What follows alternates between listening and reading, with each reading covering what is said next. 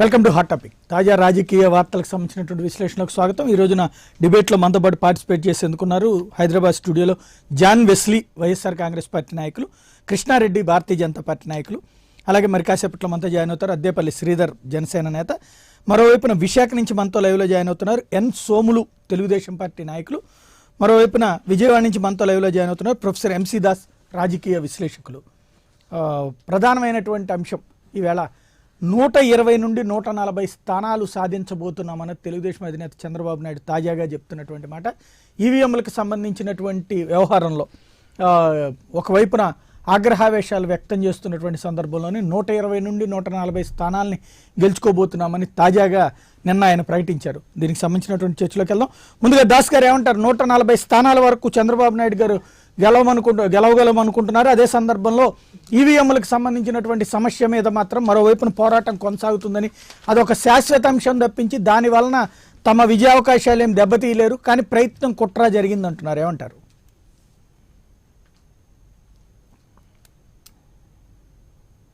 అనేటువంటివి ఒక మహాయజ్ఞం అండి. ఇది ఏమిటంటే ఒక 10,35,000 పోలింగ్ స్టేషన్స్, ఒక సుమారు 40 లక్షల ఈవీఎంలు, ఒక 17 లక్షల వీవీప్యాట్స్, అలాగే మన రాష్ట్రంలో కూడా 92,000 ఈవీఎంస్, అందులో ఒక 43 మాత్రమే రీప్లేస్ చేయడం జరిగిందని చెప్పి ఎలక్షన్ కమిషన్ చెబుతోంది. ఇప్పుడు ఇవన్నీ పక్కన పెడితే ఈ జయాపజయాలు అనేటువంటివి రేపు మే 23వ తారీఖు నాడు ఎలాగా తేలుతాయి. ఎందుకంటే రెండు వైపులా కూడా 120కి తక్కువ రావని అటు తెలుగుదేశం అంటుంది, ఇటు వైఎస్ఆర్సీపీ కూడా అంటున్నారు. అంచేత దీన్ని మనం వేచి చూద్దాం. ఇప్పుడు ఇవన్నీ దీని మీద ఆవేశాలు ఇవన్నీ ఎందుకు, ఆందోళనలు ఆవేశాలు ఇవన్నీ పక్కన పెట్టి అయిపోయింది. ప్రజలు తీర్పు ఇచ్చారు, ఆ ప్రజలు తీర్పు పెట్టెలో ఉంది, అది బయటపడుతుంది మే 23వ తారీఖు. అందుచేత దీని మీద ఇంకా ఈవీఎంలు మేనేజ్ అయ్యి ఈవీఎంల కుట్ర జరిగితే 120-140 స్థానాలు వస్తాయా?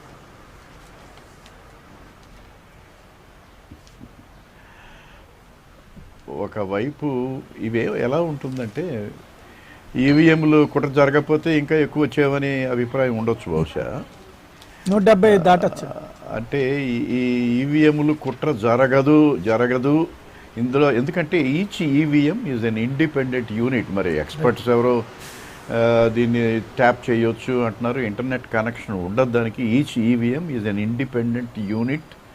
అంటే మొత్తం అన్ని యూనిట్లో ఏదో చిప్పులు పెట్టి దాన్ని మేనేజ్ చేస్తే తప్ప సాధ్యమని మరి టెక్నికల్ ఎక్స్పర్ట్స్ వారి ఉద్దేశం ఏమిటో తెలియదు. కానీ ఇది ఫుల్ ప్రూఫ్గా తయారు చేశామని చెప్పి అటు ఈసీఐఎల్ కానీ ఇటు బెల్ కానీ అక్కడ ఉన్నటువంటి ఎక్స్పర్ట్స్ చెప్తున్నారు. మనం నమ్మాలి, ఎలక్షన్ కమిషన్ నమ్మాలి, అవి తయారు చేసినటువంటి ఈసీఐఎల్ నమ్మాలి, బెల్ కంపెనీని కూడా నమ్మాలి.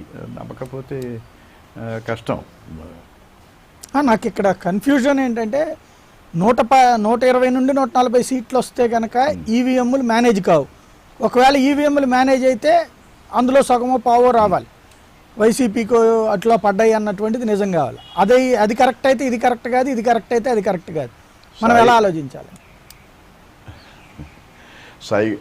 సాయి గారు, ఒకటి ఈవీఎంలు ట్యాంపర్ అవుతున్నాయి, హ్యాక్ చేస్తున్నారు అనేటువంటి వివాదం చాలా రోజులుగా వస్తుంది. ఇది కాదు, ఇది అబద్ధం అని చెప్పి చాలామంది ఎక్స్పర్ట్స్ కూడా చెప్పారు. అలా జరిగి ఉంటే మొన్న జరిగినటువంటి ఎన్నికల్లో ఒక 3 రాష్ట్రాల్లో ఇవి ఈవీఎంలన్నీ ప్రభుత్వం చేతిలోనే ఉన్నాయి, ప్రభుత్వం దీన్ని మేనేజ్ చేయగలదు అనుకుంటే మరి ఒక 3 రాష్ట్రాల్లో పోయి ఉండేది కాదు కదా, అధికారంలోకి వచ్చి ఉండేది చక్కగా అన్ని ఈవీఎంలు ట్యాంపర్ చేసి ఉంటే. ఇది కాదు. అంచేత ఈ వివాదం ఈ సందర్భంగా అనవసరం. ఒకవేళ ఈవీఎంలు వద్దు అనేటువంటి దాన్ని ఎన్నికల ముందే దీన్ని కాస్త గట్టిగా పట్టుబట్టి లేదు, మనం మళ్ళీ పేపర్ బ్యాలెట్గా వెడదాం అనేటువంటిది కానీ అప్పుడు పట్టుబట్టి ఉంటే బాగుండేది. అయిపోయింది, అయిపోయింది. ఈవీఎంలు ద్వారా ఎన్నికలు జరిగాయి.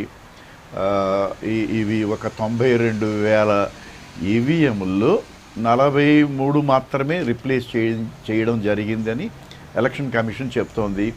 6 సిగ్మా అని ఉంటుంది. 6 సిగ్మా కంపెనీస్లో కూడా 10 లక్షల ఆపరేషన్స్లో ఒక 3-4 ఎర్రర్స్ రావచ్చు, జరగడానికి అవకాశం ఉంది. అంటే 100% పర్ఫెక్షన్ దేనిలోనూ రాదు. మీకు చూడండి, కొన్ని చెప్తారు ఇది మీకు పూర్తిగా శుభ్రత కలిగిస్తుందని చిన్న బిట్ ఒకటి మిగిల్చేస్తారు దానిలో. పళ్ళు తోముకునేటప్పుడు మొత్తం ఇది 100% సేఫ్ అని ఒక చిన్న, అంటే yes there is possibility for at least a few errors. Even 6 sigma కంపెనీస్లో కూడా ఒక 3-4 ఎర్రర్స్ వచ్చేటువంటి అవకాశం ఉన్నది అని.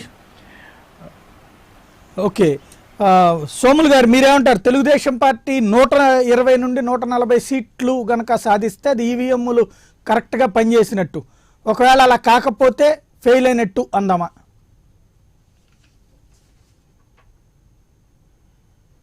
అనుకోవడానికి అవకాశం ఉందండి. చెప్పండి చెప్పండి చెప్పండి. ఈరోజు అర్ధరాత్రి దాటిపోయినా సరే వాటర్ లైన్లో ఉండి వేయవలసిన పరిస్థితి ఏర్పడింది. ఈవీఎంలు ఎక్కడ పడితే అక్కడ మొరాయించడం, ఈవీఎంలు సరిగా పని చేయకపోవడం, అనేక విధాలుగా ఇబ్బందులు పెట్టడం అయితే అందరూ చూశారు. మేము చెప్పడం కాదు, ఎన్నికలు జరుగుతున్న ప్రతి చోట కూడా ఈవీఎంలు ఎన్ని ఇబ్బందులు పెట్టాయో అందరం చూస్తున్నాం. ఇక్కడ నేను అడిగేది అలాంటప్పుడు ఈవీఎంలు అలా ముందుగానే అది తప్పులేదు. తెలుగుదేశం పార్టీ ఫస్ట్ నుంచి బ్యాలెట్ ఏర్పాటు చేయమని చెప్పారు. రైట్, ఒక్క మాట అండి. తెలుగుదేశం పార్టీ ఒక్కళ్ళ నిర్ణయం మీద మరి అలాంటప్పుడు దేశంలో ఉన్నటువంటి మిగతా పార్టీలు కూడా బ్యాలెట్ బాక్స్నే ఉపయోగించాలని ఎన్నోసార్లు కేంద్రానికి, అటు ఈసీ కూడా, ఎన్నికల కమిషనర్ కూడా చెప్పడం జరిగింది. అయినప్పటికీ ఈవీఎంలనే వాడారు. ఆ ఈవీఎంలపై కూడా కంప్లైంట్ ఇచ్చినా సరే వాళ్ళు అశ్రద్ధ వహించారు. తెల్లారి 4 గంటల వరకు కూడా ఎన్నికలు జరగడం. మరి అలాంటప్పుడు ప్రజల్లో ఎంత అసంతృప్తి వస్తుంది? మరి వాళ్ళందరూ కూడా తెల్లవారిన వరకు కూడా ఓటింగ్కి ఎంతమంది వస్తారు? దీనివల్ల ఓటింగ్ శాతం కూడా పడిపోయింది.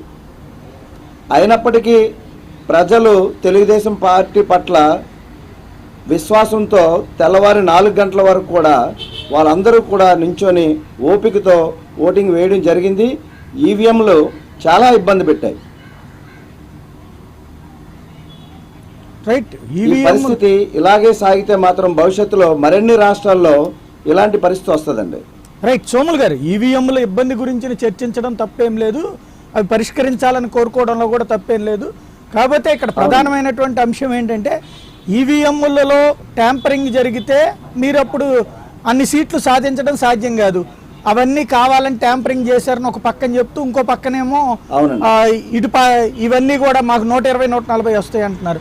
అంటే ట్యాంపరింగ్ మీరు చేశారా, లేకపోతే వైసీపీ వాళ్ళు, బీజేపీ వాళ్ళు, టీఆర్ఎస్ వాళ్ళు ట్యాంపరింగ్ చేసి మీకు 120 నుండి 140 సీట్లు ఇస్తున్నారా?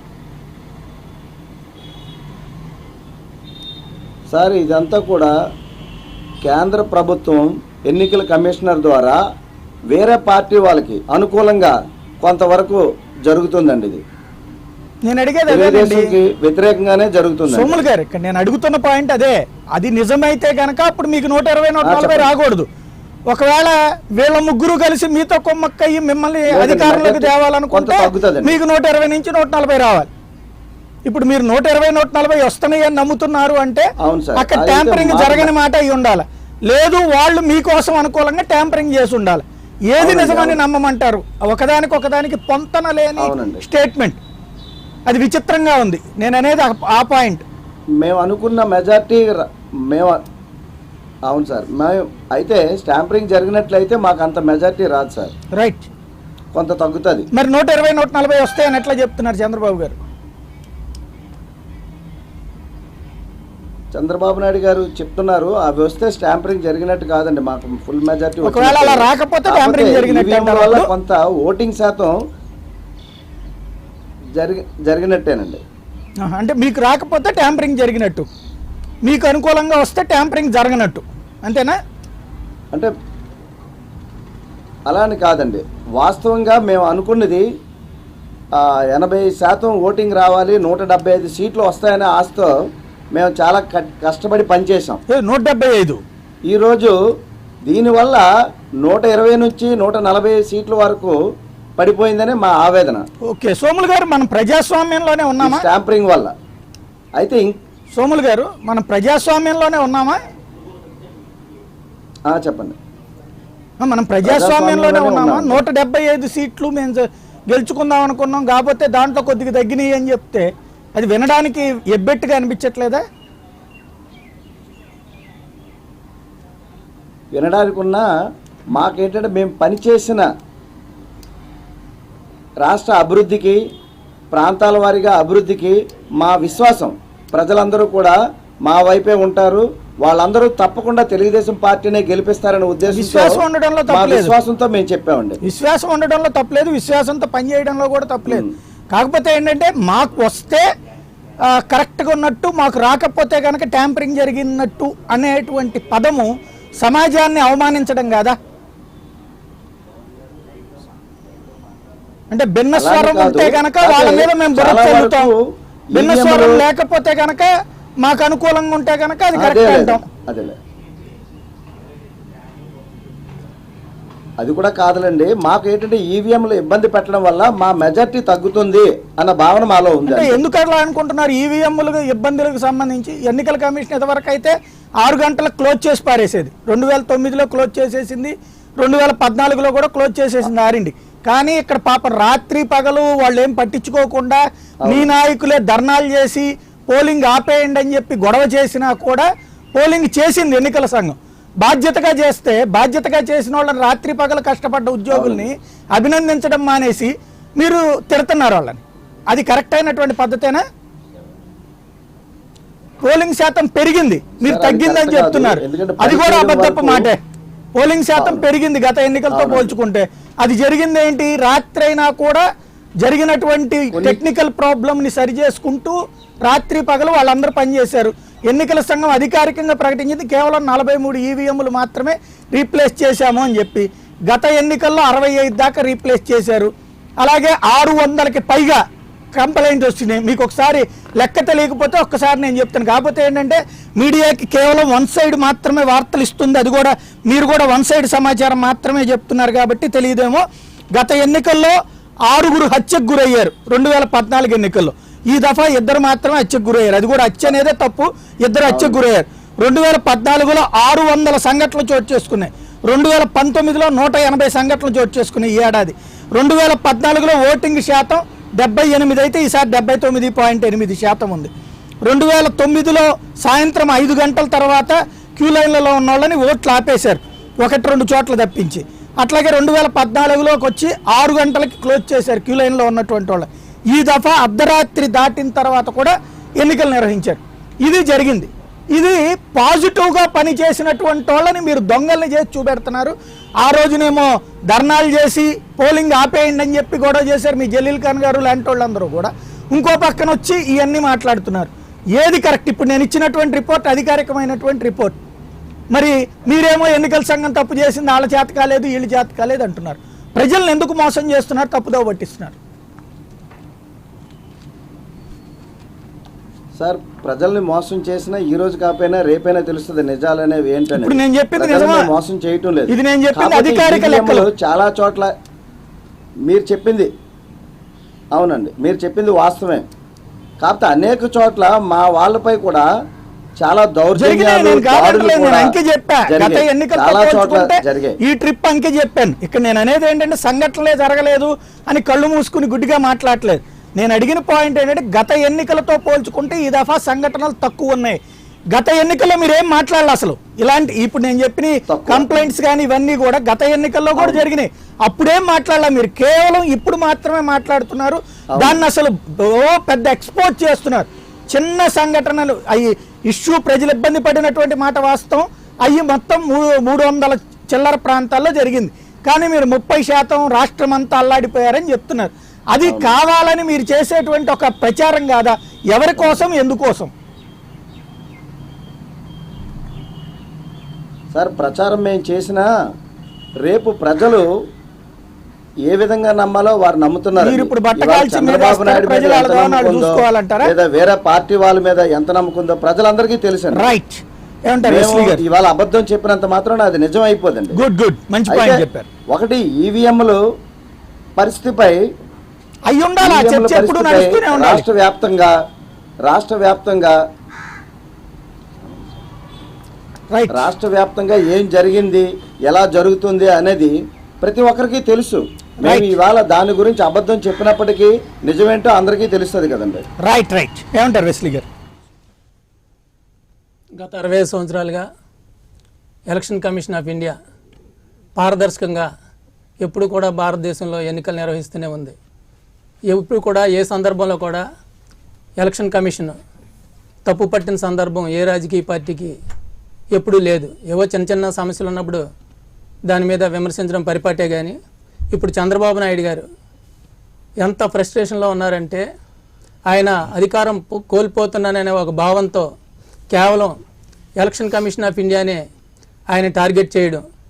గతంలోనే ఎలక్షన్ కమిషన్ ఆఫ్ ఇండియా ఈ ఈవీఎంల మీద చాలామంది అబ్జెక్షన్స్ రైజ్ చేసినప్పుడు 2017 మే 20వ తారీఖున వీటి మీద చర్చకు పిలిచినప్పుడు రెండు పార్టీలు ఆ రోజు సిపిఎం మరలా ఎన్సిపి ఈ 2 పార్టీలే ఆ రోజు చర్చకు వెళ్ళడం జరిగింది.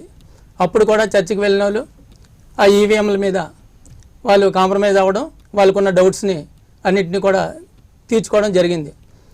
తర్వాత 42 రాజకీయ పార్టీలు, మళ్ళీ అది కూడా 2017 మే 12వ తారీఖునే ఒక 42 రాజకీయ పార్టీలు ఎలక్షన్ కమిషన్ ఆఫ్ ఇండియా దగ్గరికి వెళ్ళడం, వాళ్ళు కూడా వాళ్ళ యొక్క సందేహాలు నివృత్తి చేసుకొని వాళ్ళందరూ వెళ్ళిపోవడం జరిగిందండి. ఇప్పుడు మరలా కొత్తగా ఎలక్షన్ కమిషన్ ఆఫ్ ఇండియా ఏదో ఘోరమైన తప్పిదం చేసినట్టు, భారతదేశంలో ఎలక్షన్సే ఒక అధికార పార్టీ ఏదైతే కేంద్రంలో ఉందో ఆ పార్టీకి అనుకూలంగా ఎలక్షన్స్ నిర్వహించుకునే విధంగా తయారైందని చెప్పి చంద్రబాబు నాయుడు గారు మాట్లాడుతున్న తీరు చూస్తుంటే చాలా విడ్డూరంగా ఉందండి. అంటే ఇక్కడ మాకు ఇంకొక విడ్డూరం ఏంటంటే, ప్రతిసారి ఎన్నికల సంఘం సరిగ్గా చేయలేదని ప్రతిపక్షాలు విమర్శిస్తాయి. ఈసారి ప్రతిపక్షం ఏమో ఎన్నికల సంఘం బాగా చేసిందంటే అధికార పక్షమే విమర్శిస్తుంది. ఇది నా అర్థం కాని పరిస్థితి. ఇందులో 2 రకాలండి. చంద్రబాబు నాయుడు గారు ఎలక్షన్ కమిషన్ ఆఫ్ ఇండియాని విమర్శిస్తున్నారు గట్టిగా అన్నది ప్రజల్లోకి బలంగా వెళ్ళిందండి. అలాగని వైసీపీ నాయకులు మేమేమి ఎలక్షన్ కమిషన్ని సమర్థించడం లేదండి, అద్భుతంగా చేసిందని సర్టిఫై చేస్తున్నారు. సమర్థించడం లేదండి. కొన్ని తప్పులు ఉన్నాయండి. ఎలక్షన్ కమిషన్ కూడా అర్ధాంతరంగా గతంలో ఎప్పుడు కూడా టీచర్స్ని, కొంతమంది ఎన్జిఓల్స్ని కంపల్సరిగా మీరు పోలింగ్లో వాడేవారు. కానీ ఈసారి ఎలక్షన్ కమిషన్ ఏం చేసిందండి, కొంతమంది ఆశా వర్కర్లని, కొంతమంది ఎన్ఎంఎల్ని, కొంతమంది ప్రైవేటు ఉద్యోగస్తుల్ని, ఈవెన్ నారాయణ స్కూల్స్ నుంచి కూడా కొంతమంది సిబ్బంది వచ్చి పనిచేయడం జరిగిందండి. అసలు వీరందరూ వచ్చి అక్కడ పోలింగ్ స్టేషన్స్లో అనుభవరాహిత్యంతో ఆ ఎలక్షన్ నడిపించడం వల్ల కూడా చాలా వరకు డిస్టర్బెన్స్ జరిగాయండి. ఇవన్నీ ఎవరు అందించారండి? ఎలక్షన్ కమిషన్ ఆఫ్ ఇండియాకి ఏమి సిబ్బంది ఎలక్షన్స్ నిర్వహించడానికి ఉండరండి. స్టేట్ గవర్నమెంట్ తరపునే వారందరినీ అక్కడ నియమించబడతారు. ఎందుకు అబ్జెక్ట్ చేయలేదు మీరు? ఇవాళ బయటకు అంటే మేము అంటే అప్పుడున్న పరిస్థితుల్లో ఎలక్షన్ కమిషన్ కి కొన్ని నిర్ణయాలు తీసుకుంటది. అలాంటి నిర్ణయాలు తీసుకున్నప్పుడు ప్రతి చిన్నదాన్ని కూడా మేమేదో విమర్శించడం కానీ, ఎలక్షన్ కమిషన్ ని పదే చంద్రబాబు నాయుడు లాగా మేము ఇబ్బంది పెట్టడం కానీ చేయట్లేదు. ఎందుకంటే ఎలక్షన్ సజావుగా జరగాలి, వారేదో ఒక ప్రయత్నం చేస్తున్నారు, ఆ ప్రయత్నం సఫలీకృతం అవుతుందేమో అని చెప్పి ఒక ఆలోచనలో ఉన్నామండి. అదేవిధంగా చాలా మంది కూడా రాలేదండి. రైట్, బాబు గారు చెప్తున్నటువంటి 120 నుండి 140 సీట్లు రాబోతున్నాయి అంటున్నారు. మీరేమనుకుంటున్నారు? ఆయన మొట్టమొదటి 120 సీట్లు అన్నారండి. చర్చించుకుంటే 2-3 రోజుల తర్వాత 130 సీట్లు మాకు వస్తాయి, మేము అధికారంలోకి వస్తున్నాం అన్నారు. నేను ఢిల్లీలోకి వెళ్ళిన తర్వాత 150 సీట్లకు మేము వస్తున్నాం, అధికారంలోకి మేము రాబోతున్నాం, మాకు ఏ విధమైన ఇబ్బంది లేదు, కానీ ఎలక్షన్ జరిగిన తీరు బాగోలేదని చెప్పి మేము ఈ రోజు ప్రెస్ మీట్ పెట్టి ఇక్కడ మాట్లాడుతున్నాను. ఎలక్షన్ కమిషన్ ఆఫ్ ఇండియా మేము వచ్చి కలవడం చెప్పిందని ఆయన చెప్తున్నారు. కానీ ఆయన ఒకటి మట్టికి నిజమండి, ఈ రాష్ట్ర ప్రజలందరూ నిశ్చితంగా గమనిస్తున్నారు చంద్రబాబు నాయుడు గారు ఎందుకు ఎలక్షన్ కమిషన్ ఆఫ్ ఇండియా మీద ఎంత దారుణంగా పడిపోయారు. అంటే ఒకటే ఒక కారణం అండి, ఆయన అధికారంలోకి ఈ రోజు దూరం అయిపోతున్నాడు, అధికారాన్ని కోల్పోబోతున్నాడు. అందుకు ప్రతిపక్షాల మీద బురద జల్లాలి, రేపు పొద్దున ఓడిపోయిన తర్వాత ఏదో ఒక కారణం ప్రజల్లోకి తీసుకెళ్లాలి. ఆ ఒక్క కారణాన్ని ఈవీఎంల మీద పెట్టేసి ఆయన మరలా ఆయన రాజకీయ మనుగడ సాగిద్దాం అని ఒకే ఒక దురుద్దేశంతోనే చంద్రబాబు నాయుడు గారు ఈ రోజు ఈ యొక్క తప్పులన్నింటినీ ఎలక్షన్ కమిషన్ కి ఆపాదిస్తున్నారు. కృష్ణారెడ్డి గారు ఏమంటారు? చంద్రబాబు నాయుడు గారు చెప్పినా లేకపోతే ఇప్పుడు సోములు గారు చెప్పినా కూడా ఏ విషయం కూడా ఒక నిర్దిష్టంగా ఒక విషయం మీద వాళ్ళు ప్రయాణం చేసే పరిస్థితి లేదు ఈ రోజున. ఆ రోజున మనం చూసాం, ఎన్నికలు జరిగే రోజున చంద్రబాబు నాయుడు గారు చెప్తారు ఈవీఎంలు సరిగ్గా పనిచేయలేదు, ఆ సమయాన్ని పొడిగించాలి అని అడిగారు చంద్రబాబు నాయుడు గారు. ఇప్పుడు ఈరోజు సోములు గారు చెప్తున్నారు అర్ధరాత్రి వరకు ఎన్నికలు ఎందుకు జరిపారని అడుగుతున్నారు. ఏంటంటే ప్రజలు పెద్ద ఎత్తున ఎన్నికల్లో పాల్గొన్నారు, మంచి ఓటింగ్ వచ్చింది, పర్సంటేజ్ కూడా పెరిగింది, అభివృద్ధికి ఓటేశారని చెప్పి చంద్రబాబు నాయుడు గారు చెప్పారు. చాలా ఇబ్బందులు పెట్టారు, చాలా ఇబ్బందులు గురి చేశారు ప్రజల్ని.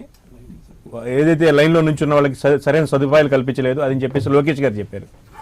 ఎవరు కూడా తెలుగుదేశం పార్టీకి చెందినటువంటి వ్యక్తులు ఎవరు మాట్లాడినా కూడాను కనీసం ఒక నిర్దిష్టమైనటువంటి విషయం మీద మాట్లాడే పరిస్థితి లేకుండా అయిపోయింది. ఈరోజు చంద్రబాబు నాయుడు గారి పరిస్థితి మన ఈ రోజు కాదు, చంద్రబాబు నాయుడు గారిని గతం నుంచి మనం చూస్తున్నాం. ఈ మధ్యకాలంలో ఒకరోజు మాట్లాడే మాట తెల్లారు ఉదయం మాట్లాడరు, ఉదయం మాట్లాడిన మాట సాయంత్రం మాట్లాడరు. పరిస్థితి ఎలా తయారైపోయిందంటే ఈరోజు 140 సీట్లు వస్తాయి. 140 సీట్లు వస్తున్నప్పుడు మీకు ఎందుకు ఇంక ఇబ్బంది? ఎక్కడైతే మీరు ఈవీఎంలు పనిచేయలేదని మాట్లాడుతున్నారా, ఈవీఎంలు ఇబ్బందులు పెట్టినాయని మాట్లాడుతున్నారా, లేకపోతే ట్యాంపరింగ్ జరిగిందని మాట్లాడుతున్నారా? ఏదైనా ఒక విషయం ఉండాలి కదా. రైట్. ఏంటంటే ఈ రోజున ప్రజలు పెద్ద ఎత్తున ఏదైతే ప్రజాస్వామ్యంలో ప్రజలు పెద్ద ఎత్తున ఓటింగ్లో పాల్గొని వాళ్ళు ఏదైతే వాళ్ళకి అమూల్యమైన ఓటు ముద్రని ఏదైతే వినియోగించుకుంటున్నారో వాటిని స్వాగతం పలకాల్సింది ప్రజలను కన్ఫ్యూజ్ చేసేసి ఈ రోజున వ్యవస్థలను నిర్వీర్యం చేసి, ఏంటంటే ఈ రోజున కేవలం ఏదో ఎన్నికల కమిషన్ ఒక్కళ్ళ మీద వీళ్ళు బుర్ర చల్తారనుకోవటం కాదండి. ఈ రోజున ఈవీఎంలు తయారు చేసినటువంటి సంస్థ ఉంది. ఈ రోజున భారతదేశంలో కొన్ని సంస్థలు ఏదైతే నవరత్నాలను మనం చెప్పుకునే సంస్థలు, ఒక సంస్థ అనేటువంటి ఒక సంస్థ ఈ రోజున ఈవీఎం తయారు చేసింది. ఈ యొక్క ఈవీఎంలని మనం ప్రపంచంలో వేరే దేశాలు కూడా వాడుతున్నాయి మన దగ్గర తయారు చేసిన ఈవీఎంలని. ఈ యొక్క ఈవీఎంలని ఈ యొక్క సంస్థ తయారు చేసినటువంటి తయారీలో పాల్గొన్నటువంటి ఇంజనీర్లని వీళ్ళని మనం ఈ రోజున మనం కించపరిచే విధంగా మాట్లాడుతున్నాం. ఈ రోజున ఏదంటే రాబోయే రోజుల్లో భవిష్యత్ తరాల వాళ్ళకి ఒక మంచి మెసేజ్ ఇవ్వాలి తప్ప ఈ రోజున కన్ఫ్యూజ్ చేసేసి ఇంత పెద్ద ప్రజాస్వామ్య వ్యవస్థని ఏదైతే ప్రతి ఒక్క వ్యవస్థను కూడా నిర్వీర్యం చేసి రాబోయే రోజుల్లో అసలు ప్రజాస్వామ్యాన్ని కూని చేసే పరిస్థితి ఈ రోజున చంద్రబాబు నాయుడు గారు చేస్తున్నారు అనేది రైట్. శ్రీధర్ గారు ఏమంటారు? 120 నుండి 140 స్థానాలని చంద్రబాబు గారు దక్కించుకుంటున్నారు, అదే సందర్భంలో ఈవీఎంలేమో దుర్మార్గంగా వ్యవహరించినాయి అనేటువంటిది. ఆంధ్ర రాష్ట్రంలో 175 ఎమ్మెల్యేలే ఉన్నాయి. బట్ జగన్మోహన్ రెడ్డి గారు ల్యాండ్ సైట్ విక్టరీ వచ్చి చంద్రబాబు నాయుడు గారు 130, 140 వస్తే పక్క రాష్ట్రాల నుంచి ఇంపోర్ట్ చేసుకోవాలి సీట్లు. అంటే ఎవరా కాన్ఫిడెన్స్ వాళ్ళకు ఉండొచ్చు కానీ, బట్ జనరలీ ఏంటంటే ఒక బియాండ్ ఒక లిమిట్ దాటిన తర్వాత మనం ఇంపార్షియల్గా ఉండాలి అండ్ మన లోటుపాట్లు ఏమంటారో చూసుకోవాలి తప్ప అగ్రెసివ్ స్టాండ్ తీసుకుని లాస్ట్ మినిట్ ఏదైనా ఎలక్షన్ స్క్రాప్ చేసి రీఎలక్షన్కి వెళ్తారని చెప్పి తెలుగుదేశం నాయకులు అనుకోవడం హాస్యాస్పదం. సో ప్రొటెస్ట్ ఆ ఉద్దేశంతో అంటున్నారు అనుకుంటున్నా. అంటే లేదు, నాకు మన అన్ని వర్గాలతో మాట్లాడుతూ అందరితో టచ్లోనే ఉంటాం కాబట్టి లాస్ట్ మినిట్ ఎఫర్ట్ ఏంటంటే తెలుగుదేశం నాయకులు ఎగ్దమ్ ఎలక్షన్స్ అన్ని స్క్రాప్ చేసి మళ్ళీ రీఎలక్షన్కి వెళ్ళాలని. బట్ దట్స్ నాట్ పాసిబుల్ అని వారికి తెలుసు, పక్కన వాళ్ళకి కూడా తెలుసు.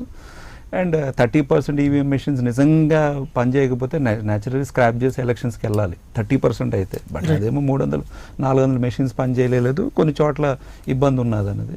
సో ఈస్ట్ గోదావరి 33,000 మంది పోలింగ్ ఆఫీసర్స్ పనిచేస్తే 3,100 ఏపీఓస్ అని చెప్పి ఈ సర్వశిక్ష అభియాను లేదంటే ఆశా వర్కర్సు ఇతరులని పెట్టుకున్నారు. సో వాళ్ళ ఎడ్యుకేషన్ క్వాలిఫికేషన్స్ ఏ విధంగా ఉంటాయి, ఎందుకు లాస్ట్ మినిట్ వరకు అలాంటి వాళ్ళని తీసుకోవాల్సి వచ్చింది? ఆంధ్ర రాష్ట్రంలో పోలింగ్ ఆఫీసర్స్ అందరినీ మనం లెక్కేసుకుంటే, ఎలక్టరల్ ఆఫీసర్స్ పోలింగ్ ఆఫీసర్స్ చూసుకుంటే ఎవరైనా రీజనబుల్ కలెక్టర్ ఎస్పీ తీసుకుని ఒక 7-8 మందినే మార్చారు. అంటే చంద్రబాబు నాయుడు గారు ప్రభుత్వం అపాయింట్ చేసిన వాళ్ళలో ఒక 6-7 మంది మార్చారు అంతే. మొత్తం మిగతా వాళ్ళందరూ ఆయన ప్రభుత్వంలో అపాయింట్ చేసిన కలెక్టర్లు, ఆయన ప్రభుత్వంలో ఉన్న ఎస్పీలే, పోలీస్ ఆఫీసర్స్, ఆ మంగళగిరిలో 2 సీఏలు మార్చారు ఒకరోజు, మిగతా వాళ్ళందరూ వాళ్ళే ఉన్నారు. సో అంత డెస్పరేట్ అవనవసరం లేదు, గెలిపోవటంలో ఉంటాయి. అండ్ తెలుగుదేశం ఇదివరకు ఓడిపోయిన తర్వాత రాజశేఖర రెడ్డి గారు వచ్చారు, మళ్ళీ 2వ సారి గెలిచారు. ఇప్పుడు తర్వాత మళ్ళీ చంద్రబాబు నాయుడు గారు వచ్చారు, బీజేపీ జనసేన సహాయంతో మళ్ళీ ఓడిపోవచ్చు లేదా గెలవచ్చు. బట్ ఒక పక్క గెలుస్తామని చెప్పి మొత్తం సెటప్ అంతా బాగాలేదనడం కరెక్ట్ కాదు.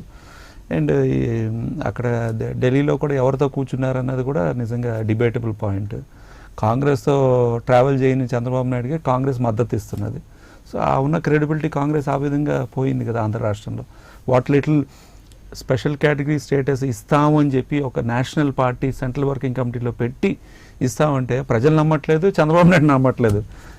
సో వాళ్ళ అంటే ఈ విధంగా పొలిటికల్ సిచ్యువేషన్ ఫ్లూయిడ్గా ఉంది కాబట్టి we need to wait and watch. YCP వరకు విజయసాయి రెడ్డి గారు ఆఫీషియల్గా లెటర్ ఇచ్చి ఎలక్షన్ బాగానే జరిగినాయి అండ్ పోలీస్ ఫోర్స్ పెట్టండి, అడిషనల్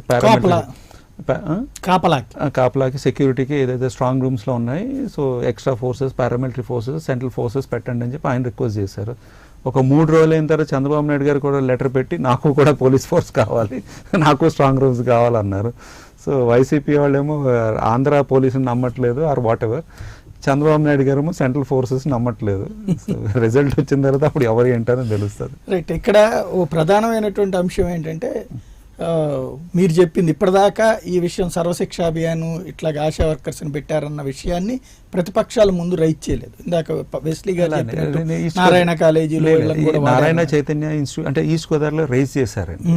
రైజ్ చేస్తే కొంతమంది రిమూవ్ చేశారు నారాయణ చైతన్య ఇన్స్టిట్యూట్ ఎంప్లాయీస్ని. ఈస్ట్ గోదావరి వరకు నేను చెప్తున్నాను, అప్పుడు ఆ ఏరియాలో ఉన్నాను కాబట్టి. అది సోషల్ మీడియాలో పోస్ట్ అయింది తప్పించి ప్రాక్టికల్ గా అధికారిక అంటే ఇప్పుడు ఈవీఎంల విషయంలోనో లేకపోతే వేరే వేరే కంప్లైంట్స్ కి సంబంధించి తెలుగుదేశం ఎంత అగ్రెసివ్ గా అయితే ప్రొజెక్ట్ చేసిందో అదే విషయం గనక వీటిని గనక ప్రతిపక్షాలు ప్రొజెక్ట్ చేస్తుంటే అసలు నిజం జనానికి ముందు తెలిసేది. అంటే ఇది ప్రతిపక్షాల ఫెయిల్యూరా లేకపోతే అధికార పక్షం అద్భుతమా?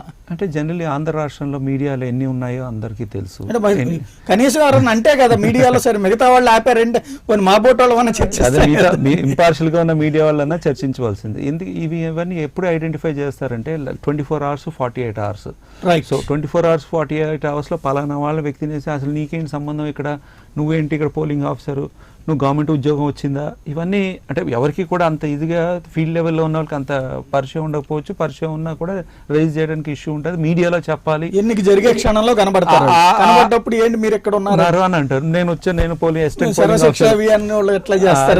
ఆశా వర్కర్స్ ఇలాంటి వాళ్ళు వచ్చినప్పుడు ప్రైవేట్ ఎంప్లాయీస్ అయితే రెస్ట్రిక్ట్ చేశారు. ఎందుకంటే కొంతవరకు ప్రొటెస్ట్ జరిగింది, కొన్ని ప్రదేశాల్లో ప్రొటెస్ట్ జరిగింది. అదే ప్రైవేట్ ఎంప్లాయీస్ వద్దు అని చెప్పి. అంటే అదంతా కవర్ కావడానికి పోనీ ఇట్లాంటిది ఏమన్నా నడుస్తుంది దాన్ని కవర్ చేయడానికి? అదే అంటే పెద్ద మెటీరియల్ అండి. అంటే ప్రైవేట్ ఎంప్లాయీస్ లేకపోతే ఆశా వర్కర్స్ ఏదో ఎవరో పనిచేసినంత మాత్రాన ఎక్కడ కూడా బూత్ క్యాప్చర్ అయింది లేదంటే ఫ్రాడ్ జరిగింది ఎవరు అంటే ఇప్పుడు తెలుగుదేశం వాళ్ళు చేశారని వైసీపీ అనట్లేదు, వైసీపీ చేశారని తెలుగుదేశం అనట్లేదు.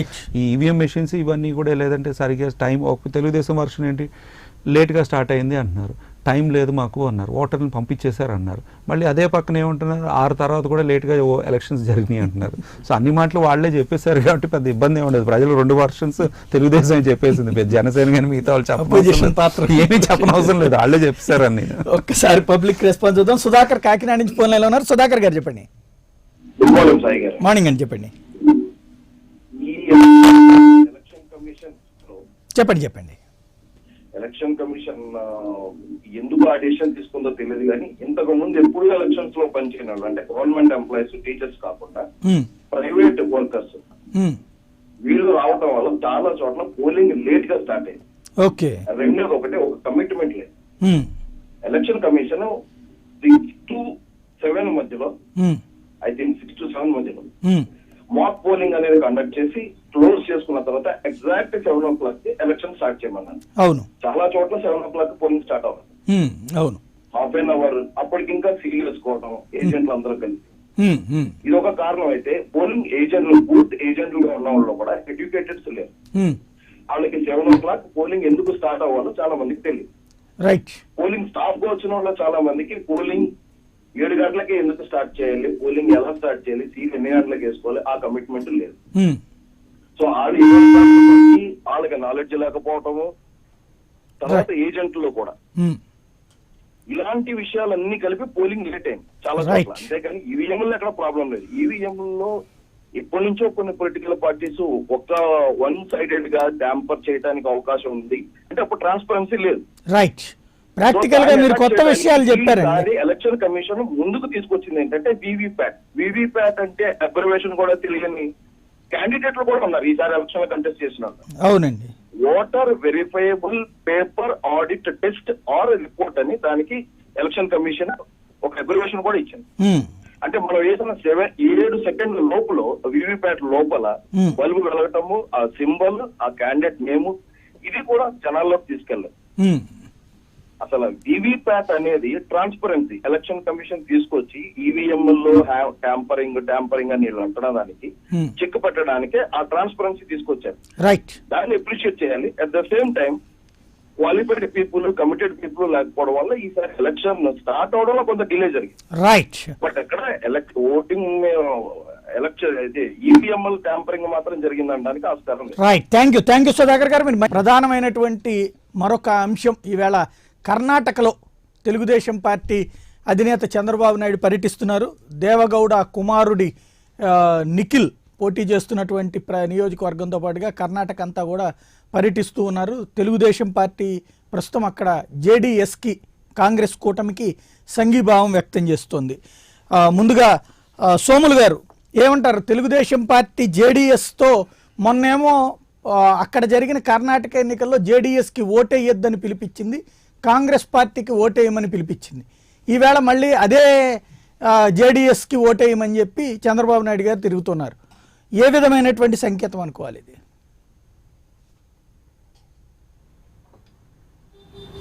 ఆ రోజు అక్కడ ఉన్న పరిస్థితులు బట్టి కాంగ్రెస్ పార్టీకి సపోర్ట్ చేశారండి, మొన్న తెలంగాణలో కానీ కర్ణాటకలో కానీ. బట్ తర్వాత పరిస్థితులు మారాయి. ఈ పరిస్థితులు బట్టి ఇప్పుడు ఈ నిర్ణయం తీసుకున్నారండి ఆయన. అంటే ఇందులో ఒక విచిత్రం ఏంటంటే బీజేపీ జేడీఎస్ అంతర్గత ఒప్పందం ఉన్నాయి కాబట్టి కాంగ్రెస్ కోటేయమని అప్పుడు పిలిపించారు. తీరా చూస్తే అది వచ్చి కాంగ్రెస్ పార్టీతో కలిసింది. మళ్ళీ ఇప్పుడు అదే పార్టీ తరపున ప్రచారం చేస్తున్నారు. అంటే ఆ రోజున మీరు తప్పుదోవ పట్టించారు ప్రజలని చెప్పి ఒప్పుకుంటారా? తప్పుదోవ అనేది కాదండి, ఆ రోజు అనుకూల పరిస్థితులు బట్టి. రాజకీయాల్లో ఏది కూడా శాశ్వతం కాదు కదండి. అంటే ఏ అబద్ధమైనా సరే ఎక్కువ సార్లు చెప్పేస్తే ఎప్పటికప్పుడు పరిస్థితులు బట్టి శాశ్వతం కాదంటే మీ మాట శాశ్వతం ఇప్పుడు కూడా కాదు, మీ అలాగా ఆలోచన ప్రజలు ఈ శాశ్వతం కాదా? గతంలో మాదిరి కాదండి. రాజకీయాల్లో ఏది శాశ్వతం కాదంటే మీ మాట మాట శాశ్వతం కాదండి, కాదా, మీ ఆలోచన. ఆలోచన శాశ్వతం కాదా? ఆలోచనే శాశ్వతం కాదంటే చాలా ఆలోచనలే శాశ్వతం కాదండి. అదే ఆలోచన శాస్త్రం కాదని, సిద్ధాంతం శాస్త్రం కాదని ఇక్కడ చెప్పడం మరొక చాలా సంతోషంగా ఉందండి. ప్రధానమైనటువంటి పాయింట్ ఏంటంటే ఈవేళ మనం మీరు చెప్తున్నారు కదా 400 కోట్లు 500 కోట్ల రూపాయలు పెట్టి పట్టిసీమ అనేది కట్టాం, మనం కృష్ణా డెల్టాని స్థిరీకరించామని. ఆ కృష్ణా డెల్టా స్థిరీకరించడం కోసం పట్టిసీమతో టోటల్గా ఫైనల్గా 100 కోట్లే ఖర్చు పెట్టాం మనం టోటల్గా. ఆ కోట్ల రూపాయలు ఖర్చు పెట్టాల్సినటువంటి అవసరం రావడానికి ప్రధానమైనటువంటి కారణం ఆల్మట్టి అనేటువంటి ఒక ప్రాజెక్టు. ఆ ఆల్మట్టి అనేటువంటి ప్రాజెక్టు ఎత్తు పెంచడం వలన ఆంధ్రప్రదేశ్కి రావాల్సినటువంటి కృష్ణా జలాలు ఆగిపోయినాయి, తగ్గిపోయినాయి. ఇది కృష్ణా డెల్టా అంతా కూడా ఆల్మట్టి ద్వారా మన నోట్లో మట్టి కొట్టారనేటువంటిది ఆ రోజున మనందరం కూడా విమర్శించాం. అదే ఆల్మట్టి సృష్టికర్త లేకపోతే ఆల్మట్టి ఎత్తు పెంచినటువంటి దేవగౌడకి మద్దతుగా ఈ రోజున మీరు వెళ్ళి ప్రచారం చేస్తున్నారు. ఇక్కడేమో మీరు అదే ఆల్మట్టి వలన నష్టపోయినటువంటి ప్రాంతాన్ని బేస్ చేసుకుని మేము కాపాడుతున్నామని ఆంధ్రప్రదేశ్ ఖర్చుతో ఇక్కడ ప్రాజెక్టు కట్టారు. ఇక్కడ దాన్ని అన్యాయం చేసినటువంటి వాళ్ళకి అనుకూలంగా మీరు ప్రచారం చేస్తున్నారు. ఎలా అనుకోవాలి దీన్ని? అవునండి సార్, ఆ రోజు రాష్ట్ర ప్రయోజనాల దృష్ట్యా మనం వాళ్ళతో యుద్ధం చేసామండి కర్ణాటకతో. ఈ రోజు జాతీయ ప్రయోజనాల దృష్ట్యా వాళ్ళతో ఇక్కడ మీరు ఒకటి మర్చిపోయినట్టున్నారు. ఆ ఆల్మట్టి రోజున డ్యామ్ పెంచేటప్పుడు ఆ నేషనల్ వాళ్ళతో ఫ్రంట్ కి కూడా. కన్వీనర్ చంద్రబాబు గారు ఆ రోజున దేవగౌడ గారిని ప్రధానమంత్రిని చేశానని ఇప్పటికి కూడా మీరు చెప్పుకునే జాబితాలో ఉన్నటువంటి మొట్టమొదటి నాయకుడు దేవగౌడ గారు. మీ హయాంలో మీరు మద్దతు ఇచ్చినటువంటి ప్రధానమంత్రి ఆంధ్రప్రదేశ్ నోట్లో మట్టి కొట్టి ఆల్మట్టి కట్టాడు. ఆ ఆల్మట్టి కట్టడం వల్లే కృష్ణా డెల్టా దాదాపు 6-7 ఏళ్ల నుంచి కష్టాలు పడుతూ ఉన్నటువంటిది ఉంది. ఆ పంటలకు ఇబ్బంది పడేటువంటి పరిస్థితి వచ్చింది. ఇవాళ ఆల్మట్టి కట్టిన ఆయన్ని గెలిపించడం కోసం మళ్ళీ మీరు ఎత్తు పెంచిన ఆయన్ని గెలిపించడం కోసం మీరు వెళ్తున్నారు. మళ్ళీ ఆంధ్ర ప్రయోజనాల కోసమని మీరు చెప్తున్నారు. ఏది నమ్మాలి మిమ్మల్ని? అంటే మీరు ఏది చేస్తే అది కరెక్ట్ అనాలా? ఆ రోజు సార్ ఈరోజు ఇక్కడ మన ఆంధ్రాకి ప్రత్యేక హోదా కోసం మోడీతో వ్యతిరేకంగా పనిచేయడం జరుగుతుందండి. ఆ రోజు ఆల్మట్టి డ్యామ్ గురించి, బట్ ఈరోజు ప్రత్యేక హోదా కోసం ఎలాగైనా సాధించుకోవడానికి మోడీ ప్రభుత్వంలో అది రాదని తెలిసి వేరే 3వ కూటమి కోసం మళ్ళీ ప్రయత్నిస్తున్నామండి. మరి అది సక్సెస్ అయినట్టయితే ప్రత్యేక హోదా వస్తుందనే ఒక ఆశతో ఈరోజు దేవగౌడని సపోర్ట్ చేయడం జరుగుతుందండి. ఇక్కడ నాకు అర్థం కానిది ఏంటంటే అదే నిజమైతే కనుక కాంగ్రెస్ కోటేస్తే సరిపోద్ది కదా, తెలుగుదేశానికి ఎందుకు హోదా కోసం అయితే ఇస్తానని అఫీషియల్గా సిడబ్ల్యూసీలో పెట్టింది కదా, మరి దాంతో ఎందుకు పొత్తు పెట్టుకోలేదు మీరు? ఆంధ్రాలో 3వ వాళ్ళతో ప్రయత్నం ఎందుకు చేయడం? ఇప్పుడు కాంగ్రెస్తో కూడా ప్రయత్నం చేయడం జరిగింది, కానీ కొన్ని విభేదాలు కూడా వచ్చాయి. ఏం విభేదాలు వచ్చింది? మాకేం చెప్పలేదే. ఏ పాయింట్లో విభేదం వచ్చింది మీకు? వాళ్ళకి తెలంగాణలో కలిసి పోటీ చేశారు, ఢిల్లీలో కలిసి ప్రయాణిస్తున్నారు. ఆంధ్రప్రదేశ్ లో ఏం విభేదం వచ్చింది అంతర్గతంగా మీకు? కొన్ని ఉంటాయి. ప్రజలకు తెలియాలి కదండి. ఇప్పుడు ఇదేం మీ ఇంట్లో మీ అది కాదు, మీ ఎజెండా వంటింటి ప్రజలకు వ్యవహారమో, చెప్పండి. పడకటింటి వ్యవహారమో కాదు కదా, ప్రజాస్వామ్యం ఇది, ప్రజలకు తెలియాలి కదా. మీకు వచ్చిన విభేదం ఎక్కడిది? ఎలక్షన్స్ కూడా అయిపోయినాయి కూడా నిజం చెప్పేయచ్చు, పర్లేదు. మాకు తెలంగాణ సార్ చెప్పేసేయండి, పర్లేదు. తెలంగాణలో కొన్ని ఇబ్బందులు వచ్చాయండి. ఉమ్. కొన్ని ఇబ్బందులు వచ్చేవి. అది రాజకీయంగా కొన్ని పెద్దవాళ్ళు నిర్ణయాలు తీసుకుంటారు. అదే ఎందుకు అట్లా అందువల్ల పెద్దవాళ్ళు అట్లా ఎట్ట అన్నీ పడితే కూడా అట్ట మేము నిర్ణయాలు తీసుకోవచ్చు అని. చెప్పవలసిన పరిస్థితి అయితే లేదు. నేను అనేది హోదా అని మళ్ళీ ఎత్తారు మీరు. హోదా అనేటువంటిది ఇస్తానన్న కాంగ్రెస్ తోనేమో పొత్తు పెట్టుకోలేదు, హోదా కోసం తెలంగాణలో పొత్తు పెట్టుకున్నారు. ఇదే విచిత్రం. మళ్ళీ ఇప్పుడేమో ఆల్మట్టితో మట్టి కొట్టినటువంటి వాళ్ళతోనేమో అక్కడ గెలిపించడానికి చూస్తారు, అక్కడ కాంగ్రెస్ పార్టీతోనూ వాళ్ళతో కలిసి తిరుగుతారు. అసలు ఏమన్నా అర్థం ఉందా ఒక లెక్క మీరు చేస్తున్నటువంటి పనికి?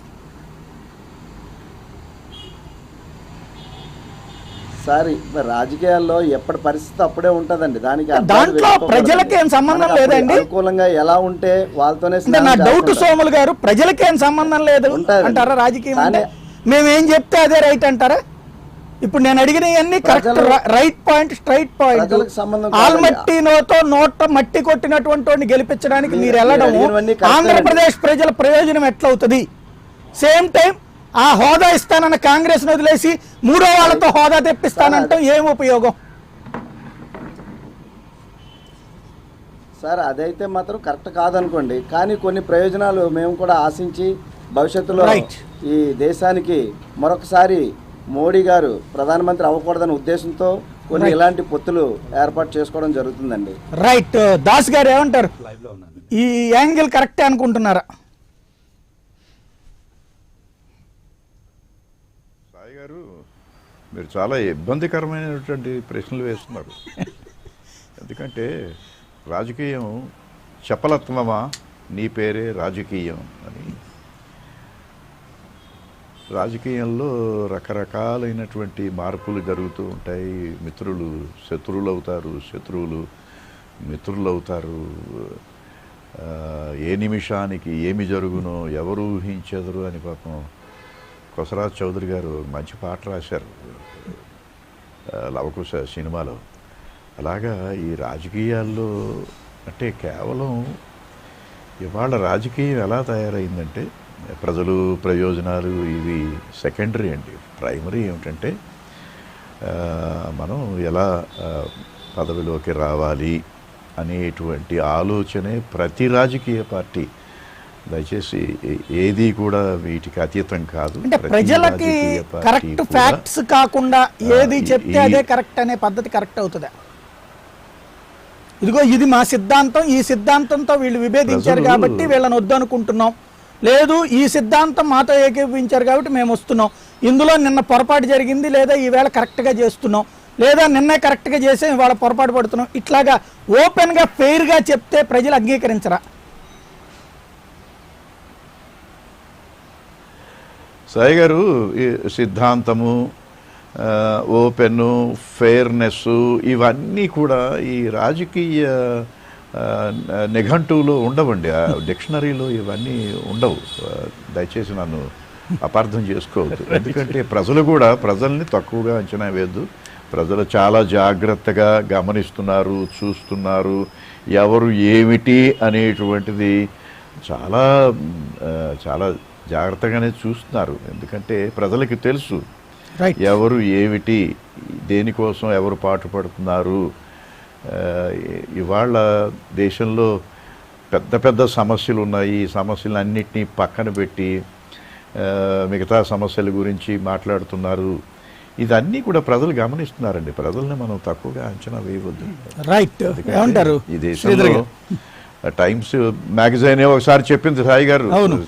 టైమ్స్ మ్యాగజైన్ ఒకసారి చెప్పింది 1977లో ఈ Indian voter is the most intelligent voter అని చెప్పి. అది తెలియట్లేదు రాజకీయ నాయకులకి. రైట్. శ్రీధర్ గారు. సోములు గారు చెప్పకనే చెప్పారు. అంటే కొన్ని రాజకీయం ఉన్నది అంటే ఆశ్చర్యంగా అనిపిస్తున్నది. అకౌంటబిలిటీ, పొలిటికల్ ట్రాన్స్పరెన్సీ ఉండాలి, లేదంటే గవర్నెన్స్ నీట్గా ఉండాలి, క్లియర్గా ఉండాలి. ఈజ్ ఆఫ్ డూయింగ్ బిజినెస్లో తెలంగాణ, ఆంధ్రప్రదేశ్ రాష్ట్రాలు నెంబర్ 1 ఉన్నాయి. కానీ political accountability and transparence governance number 1 ఉందా లేదంటే వాళ్ళిద్దరే చెప్పుకోవాలి. తెలంగాణ రాష్ట్రం, ఆంధ్రప్రదేశ్ రాష్ట్రం ప్రభుత్వాలు నడుపుతున్న టీడీపీ, టీఆర్ఎస్. ఇప్పుడు ఇంత రచ్చ చేస్తున్నారు తెలుగుదేశం నాయకులు కానీ, చంద్రబాబు నాయుడు గారు కానీ. నిజంగా ఆయన తిరిగి ఎవరన్నా క్వశ్చన్ మొన్న అడ్రస్ చేసినప్పుడు అడిగారు, what about anti defection law, what about 23 MLAs YCP B form మీద గెలిచిన వాళ్ళు, what about 2 MPs or 3 MPs from YCP, మీ దగ్గర తీసుకుని వచ్చిన 4 మినిస్టర్స్ చేశారు కదా, అప్పుడు కాన్స్టిట్యూషన్కి ఏమి ఇబ్బంది కలగలేదా? ఇప్పుడు ఈవీఎం మెషిన్స్ ఓకే, తర్వాత గెలిచిన క్యాండిడేట్లని మొత్తం హోల్సేల్గా పట్టుకుని వెళ్ళిపోయారు కదా, అటు టీఆర్ఎస్ కానీ టీడీపీ కానీ ప్రభుత్వంలో పెట్టేసుకుని నడిపేశారు కదా. చంద్రబాబు నాయుడు గారు ఇంకో 4 అడుగులు వేసి ఏంటంటే తెలుగుదేశం నాయకులు ఉన్నారు, ఎమ్మెల్యేలు ఉన్నారు, బీజేపీ ఎమ్మెల్యేలు ఉన్నారు ఆయన పార్టీలో, దెన్ వైసీపీ ఎమ్మెల్యేలు ఉన్నారు, ఇండిపెండెంట్ గెలిచిన వాళ్ళతో ప్రభుత్వం నడిపేశారు చంద్రబాబు నాయుడు గారు. మళ్ళీ దాంతోపాటు బీజేపీ 5 సంవత్సరాలతో 5 బడ్జెట్లు సెంట్రల్ గవర్నమెంట్లో ఉన్నారు. ఆంధ్ర రాష్ట్రంలో బీజేపీ ఎమ్మెల్యేలు మినిస్టర్లుగా ఉన్నారు, 5 బడ్జెట్లు ఇద్దరు కూడా చేస్తారు. నెపం అంతా బీజేపీ మీద నెట్టేశారు, ఇంకేమో ఈవీఎం మెషిన్ మీద నెపం నెట్టుతున్నారు. బట్ వాట్ అబౌట్ యాంటీ డిఫెక్షన్లో? అది మరి కాన్స్టిట్యూషన్ ఉట్టి ఈవీఎం మెషిన్స్ బ్యాలెట్ పేపర్ వేస్తే సరిపోతుందా? సరే బ్యాలెట్ పేపర్ కింద గెలిచారు ఎమ్మెల్యేలు, మరి మళ్ళీ మీరు తీసుకోరని ఏమైనా ఒక్క మాట అంటారా? అనగలరా అంటారా? సరే బై ఛాన్స్ ఇప్పుడు మీకు ఏదో నేరోగా 90 ఎమ్మెల్యేలు వచ్చినాయి అనుకోండి, ఆ వైసీపీకి మా కొంచెం జనసేనకు తక్కువ వస్తున్నది మా వినికిడి, సరే మాకు ఏదో కొంతమంది ఎమ్మెల్యేలు వచ్చారనుకోండి, మా ఎమ్మెల్యేలు తీసుకోనని హామీ ఇవ్వగలరా సోములు గారు ఈ ఛానల్లో? లేకపోతే వైసీపీ ఎమ్మెల్యేలను తీసుకోరని హామీ ఇవ్వగలరా? ఎందుకంటే గత 5 సంవత్సరాలు తీసుకున్నారు వాళ్ళు. సో ఏముంది వాళ్ళ చరిత్ర? వాళ్ళు ఏమైనా సిద్ధాంతం అంటే అవేమీ లేవన్నారు, ఆశయాలంటే అవేమీ లేవన్నారు. అది రాజకీయంగా ఆ రోజున ఆ ఇష్యూ తీసుకున్నాం. ఈ రోజు చర్చలో మాకు 130, 140 వస్తానది అంటున్నారు టీడీపీ, చంద్రబాబు నాయుడు గారు. మాకు 90 వచ్చింది కాబట్టి ఆ జనసేన నుంచి వైసీపీని తీసుకున్నాం, అందుకని గవర్నమెంట్ ఫామ్ చేశారు. 50 కలిపి తప్పేంట అంటారు. మళ్ళీ ఇదే చర్చకు వస్తారు సోములు గారు, మనం ఇదే మాట్లాడుకుంటాం. ప్రజలు మరి వేరే వాళ్ళకి ఎమ్మెల్యేలకి నువ్వు గెలిపించారు కదా అంటే, ఆ ప్రజలు మేలు చేకూరడానికి ప్రభుత్వం మమ్మల్ని ఫామ్ చేయమన్నారు, మాకు చెప్పారు చెవులో, అందుకని వైసీపీ, టీడీపీ, జనసేన ఎమ్మెల్యేలను తెచ్చుకుని మేము గవర్నమెంట్ ఫామ్ చేసాం. కర్ణాటకలో దేవగౌడతో కలిసి ప్రచారం, దేవగౌడ ఇప్పుడు నిజంగా అంటే వీళ్ళు తెలుగుదేశానికి సమాధానమే లేదండి. అండ్ రాహుల్ గాంధీ గారు కొంచెం రియల్గా ఎర్లియర్ రాహుల్ గాంధీ కంటే కొంచెం బెటర్గా పెర్ఫామ్ చేస్తున్నారు. అండ్ ఆంధ్ర రాష్ట్రంలో గుంటూరు సభకు వచ్చినప్పుడు ఎప్పుడైతే చంద్రబాబు నాయుడు గారు నువ్వు ఏం మొహం పెట్టుకుని వస్తావు అన్న సభకి రాహుల్ గాంధీ గారు నిజంగా చాలా చక్కగా మాట్లాడారు ఎక్స్టెంపోర్. అదేవిధంగా సైమిల్టేనియస్గా అదే టైంలో హైదరాబాద్లో కూడా ఒక సభలో మాట్లాడారు. 2 సభలో కూడా ఫస్ట్ టైం రాహుల్ గాంధీ గారు ఒక పొలిటికల్ నేతగా ఒక బ్రహ్మాండంగా ఎక్స్టెంపోర్ స్పీచ్ ఇవ్వడం అన్నది చాలా బాగా లోకల్ ఇష్యూస్తో క్లబ్ చేసి మాట్లాడడం జరిగింది. ఆ రోజు చంద్రబాబుని ఏ మొహం పెట్టుకుని వస్తావు, కాంగ్రెస్ సభకి వెళ్తే అందరినీ అరెస్ట్ చేయండి, మిమ్మల్ని అరెస్ట్ చేస్తాం, ఆర్టీసీ సహకరించకూడదు, ప్రైవేట్ బస్ ఆపరేటర్ సహకరించకూడదు, నల్ల జెండాలు చూపించండి, ఇవన్నీ కూడా ఆ రోజు చేసినా కూడా రాహుల్ గాంధీ గారు ఆంధ్ర రాష్ట్రంలో సభ పెట్టినప్పుడు 10-15 ఇతర రాష్ట్ర ఎమ్మెల్యేలని, మినిస్టర్ని, ఇతర రాష్ట్ర నేషనల్ ప్రెసిడెంట్ని వాళ్ళందరూ ఆహ్వానించారు. కాంగ్రెస్ ఆహ్వానించి నేషనల్ ఒక పర్స్పెక్టివ్ తీసుకుని వచ్చి స్పెషల్ కేటగిరీ స్టేటస్ మీద ఒక హామీ కానీ ఇవ్వడం జరిగింది. దాన్ని కంటిన్యూస్గా తర్వాత Congress central CWC resolution pass చేశారు. తర్వాత ఏ మొహం పెట్టుకుని మోడీ నువ్వు వస్తావు ఆంధ్ర రాష్ట్రానికి అన్నారు, నల్ల జెండాలు నల్ల బెలూన్లు ఏమన్నారు, రాహుల్ గాంధీ గారితో ట్రావెల్ చేశారు. బట్ రాహుల్ గాంధీ గారు గత అని చెప్పి ఇద్దరు ఢిల్లీలో కలిసి ప్రయాణించారు. బట్ పొత్తు పెట్టుకోలేదంటే రాహుల్ గాంధీ గారు స్టేచర్ ఏమైపోయింది? నిన్ను డౌట్ చేస్తున్నాడు కదా చంద్రబాబు నాయుడు గారు అర్ధరాత్రి ఢిల్లీకి వెళ్ళి రాహుల్ గాంధీ గారితో మాట్లాడితే మరుసటి రోజు కుంతియాను కాంగ్రెస్ ఇన్ఛార్జ్ ఆంధ్ర రాష్ట్రానికి వచ్చి జనసేన ఇండిపెండెంట్గా ఉంది కదా, మాతో చర్చించవచ్చు కదా, లేకపోతే కమ్యూనిస్టులు ఉన్నారు కదా, నేషనల్గా వాళ్ళ పార్ట్నర్సే కదా, మేము ఎవరితోనూ పొత్తు పెట్టుకోమంట అని చెప్పేసి వెళ్ళిపోయారు. ఎవరన్నా కూడా ఇప్పుడు టీడీపీతో వెళ్తున్నారేమో అని చెప్పి అందరూ వేచి చూస్తాం, సరే వాళ్ళతో వెళ్తున్నారు కదా మనకెందుకు అని చెప్పి, మనం వీఆర్ ఇన్ డిఫరెంట్ ప్లాట్ఫామ్ కాబట్టి. సో వెంటనే ఇమీడియట్గా ఆయన చెప్పారు కానీ నెక్స్ట్ డే వచ్చి ప్రెస్ స్టేట్మెంట్ ఇచ్చేశారు. సార్ వైసీపీతో అడిగారా అంటే సార్ వెళ్ళన్నారు, లేదండి మమ్మల్ని అడిగారా, జనసేన అడిగారా, కమ్యూనిస్టులు అడిగారా, ఆంధ్ర కమ్యూనిస్టులు అడిగారా, ఎందుకంటే ఏ రాష్ట్రానికి ఆ రాష్ట్రం పొత్తు అంటున్నారు కాంగ్రెస్ కూడా టీడీపీ లాగా. సో ఆ విధంగా ఏమైనా ఉందా? సో ఆ విధంగా ఏమీ లేదు. ఏదైతే కర్ణాటక రాజకీయంలో చంద్రబాబు నాయుడు గారు ఆ రోజు ఏమన్నారు, బీజేపీకి ఓటేయద్దు అన్నారు. అప్పుడే మేము అందరం అన్నాం లేదు కాంగ్రెస్తో ప్రయాణిస్తున్నాడు అది ఇది, అప్పుడు మేము కాంగ్రెస్తో లేదన్నారు. వెంటనే తెలంగాణలో రాష్ట్రం కాంగ్రెస్తో పొత్తు పెట్టుకున్నారు. మరి ఆంధ్ర రాష్ట్రంలో ఏంటంటే ఈయన చెప్పిన డైరెక్షన్ మీదే విడిగా కంటెస్ట్ చేశారు యాంటీ ఓట్ని డివైడ్ చేయడానికి. సో దేవగౌడ్ గారు ఏం చేశారో తెలుసు, ఆల్మట్టి ఏం చేశారో తెలుసు. ఆల్మట్టికి ఆ ప్రధానమంత్రి చేసినప్పుడు ఆ రైజ్ చేశారు, సుప్రీంకోర్టు డైరెక్షన్స్ వ్యతిరేకంగా ఆయన రైజ్ చేస్తాను కూడా చంద్రబాబు నాయుడు సైలెంట్గా ఉన్నారని తెలుసు. అపోజిషన్ లీడర్గా ఉన్న చంద్రబాబు నాయుడు గారు ప్రొటెస్ట్ చేశారు. మళ్ళీ రైట్, అపోజిషన్ లీడర్గా ఉన్న చంద్రబాబు నాయుడు గారికి ఆయన మీద ఒక కేసు కూడా పెట్టారు. ఆ రోజు మళ్ళీ బస్సులో తీసుకుని ప్లేన్ ఎక్కించి పంపించారు. బాబ్లీ వేరే ప్రొటెస్ట్ లో కూడా మహారాష్ట్ర రాష్ట్రం. బట్ ఏదేమైనా కదా ఆల్మట్టి ఏదైతే ఎత్తు పెరిగిందో ఆ టైంలో మరి చంద్రబాబు నాయుడు గారు కన్వీనర్ సైలెంట్ గా ఉన్నారు. బాబ్లీది కూడా ఇంచుమించుగా అంతే కదా, అపోజిషన్ లీడర్ గా ఉన్నారు. ఇప్పుడు మళ్ళీ ఏమంటే వాళ్ళతో ట్రావెల్ చేస్తారంటారు. రైట్, దానికి ఏమని చెప్పారు సోములు గారు, రాజకీయ పరిస్థితుల వల్ల మేము ఎవరితోనో ట్రావెల్ చేయొచ్చు అన్నారు. ఆ విధంగానే కాంగ్రెస్తో ప్రయాణిస్తున్నారు చంద్రబాబు నాయుడు గారు, తెలుగుదేశం. ఆ విధంగా కేసీఆర్ గారితో ట్రావెల్ చేద్దాం అనుకున్నారు తెలంగాణ రాష్ట్రంలో. రైట్, అంటే దాంట్లో ఏం ప్రాబ్లం ఏం లేదు, అవసరాలు రాజకీయ అవసరాలు అంటే ఇప్పుడు ప్రజా అవసరాల రీత్యా. అంటే ఎప్పుడన్నా కూడా నాకు జైపాల్ రెడ్డి గారు ఒక రోజు చెప్పారు, ఆయన లైఫ్ గురించి ఏదో నేను ఆయన యూనియన్ మినిస్టర్గా ఉన్నప్పుడు నేను ఢిల్లీలో కలిసినప్పుడు ఆయన వాజ్ జస్ట్ చాటింగ్ 2-3 గంటలు మాట్లాడినప్పుడు ఆయన రాజకీయంగా ఏంటంటే ఎప్పుడెప్పుడు నేను ఏ స్టాండ్ తీసుకున్నాను అనేది ఒక 2-3 పార్టీలు మారారు కదా. నేను ఎప్పుడు కూడా పార్టీ మారినా లేదంటే ఒక ఇష్యూ మీద నేను గట్టిగా పట్టుకున్నా కూడా నేను సిద్ధాంతంతోనే నేను మారాను, డిఫర్ అయ్యాను, లేకపోతే ఇష్యూ మీదే మాట్లాడాను తప్ప ఎప్పుడు రాజకీయంగా నేను ఎప్పుడు చూడలేదు రైట్ అని హైలైట్ చేస్తూ ఆ మాట కూడా చంద్రబాబు నాయుడు అలా చేయరు అని చెప్పి ఒక 6 డజన్ మంది లీడర్స్ గురించి చెప్పారు. ఎప్పుడైతే మనం సిద్ధాంతం కాకుండా ఇష్యూ వైజ్ రాజకీయం కోసం వెళ్తే వారు మనుగడ ఉండదు, బట్ మ్యాటర్ ఆఫ్ టైం అన్నారు. సో ఆ మనుగడ ఎందుకు లేదు తెలుగుదేశంగా తెలంగాణ రాష్ట్రంలో అంటే దానివల్లే. రేపొద్దున ఆంధ్ర రాష్ట్రంలో కూడా మనుగడ ఉండదు అన్నది కూడా దానివల్లే. ఇప్పుడు ఆయన సోములు గారు చిన్న స్టేట్మెంట్ నవ్వుతూ అన్నారు, సిద్ధాంతం ఉండవు, మాకు ఆశయాలు ఉండవు, ఏమి ఉండవు, మామూలుగా రాజకీయం ఆ రోజు బట్టి అన్నారు. బట్ అవసరాలు ఇచ్చారు ప్రజలు, అది చూశారనుకోండి, అమ్మో వీళ్ళు ఏదైనా చేయగలరు, రేపు రష్యాతో కానీ పాకిస్తాన్తో కూడా పెట్టుకోరు, రాజకీయ అవసరాలు అంటారు. ఏమంటారు వెస్లీ గారు? అదే ఇప్పుడు సోములు గారు చెప్పారు, పార్టీకి సిద్ధాంతాలు కానీ అవసరాలు ఆలోచన విధానాలని. చంద్రబాబు నాయుడు గారు ఇందాక మీరు ఒకసారి అడిగారు, చంద్రబాబు నాయుడు గారు ఇప్పుడు తప్పు ఒప్పుకుంటారా అని. ఆయన ఎప్పుడు కూడా తప్పు ఒప్పుకోడండి. గతంలో కూడా స్పెషల్ స్టేటస్ మీద ఈ రాష్ట్ర ప్రజలందరి కోరిక. అలాంటిది 4 సంవత్సరాలు బీజేపీతో ఉండి బయటకు వచ్చి మరలా నేను ప్రత్యేక హోదా కోసం పోరాడుతున్నాను అన్నప్పుడు చాలామంది చాలా రాజకీయ పార్టీలు అడిగాయి, ఈ 4 సంవత్సరాలు మీరు తప్పు చేశారని చెప్పి ప్రజలకు క్షమాపణ అడగండి అని.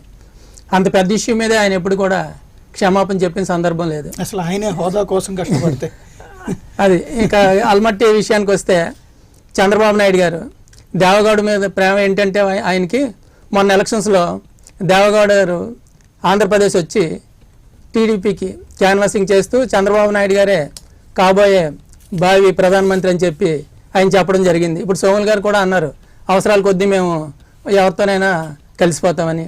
బహుశా అందుకే దేవగౌడ గారితో ప్రచారానికి చంద్రబాబు నాయుడు గారు వెళ్ళారని చెప్పి కర్ణాటకకి మేము భావిస్తున్నాం. అదేవిధంగా చంద్రబాబు నాయుడు గారు కూడా ఇప్పుడు జాతీయ రాజకీయాల్లో ప్రధాన పాత్ర పోషిద్దామని ఆయన ఎందుకు అనుకుంటున్నారంటే, ఇప్పుడు రాష్ట్ర రాజకీయాల్లో ఆయన పాత్ర ఇంకా లేకుండా పోయింది. ఇప్పుడు ఆయన అధికారం కోల్పోతే ఆయన అమరావతిలోనే ఉండలేడు, అటు హైదరాబాద్లోనే ఉండలేడు. అలాంటి పరిస్థితుల్లో సంకట పరిస్థితికి ఈరోజు చంద్రబాబు నాయుడు గారు రావడం జరిగింది. ఇంకా ఆయనకున్న ఆల్టర్నేటివ్ ఏంటంటే జాతీయ రాజకీయాలు అని చెప్పి ఢిల్లీలో వెళ్ళి కూర్చోవాలి, లేదంటే విదేశాలకు సింగపూర్కైనా వెళ్ళిపోవాలి. అది రెండోది ఇబ్బంది కాబట్టి జాతీయ రాజకీయాలను శాసిద్దామని చెప్పి ఈ 42 రోజులు సాధిస్తున్నప్పుడు ప్రాబ్లం ఏంటి ఆయనకి? ఇంకా అంటే ఆయన మనోగతం 150 సీట్లే కానీ ఆయన మనోగతం 150. బాబాయ్ హత్యను గుండె నొప్పిగా చిత్రిస్తే పట్టించాం, 8 లక్షల ఓట్లు తొలగించాలని కుట్రలు చేస్తే పట్టించాం, దొంగలను పట్టించడం కోసమే పోలీసు ఉద్యోగం చేస్తున్నాం. ఆయన పోలీసు ఉద్యోగం చేస్తున్నారంట చంద్రబాబు నాయుడు గారు. గెలుపై అనుమానం కాదంట, ఆయన 130, 140 వస్తుందని చెప్పి ఇప్పుడు కూడా మళ్ళీ లేటెస్ట్ గా చెప్పారు. 150 అన్నారండి నిన్న, 130 అన్నారు.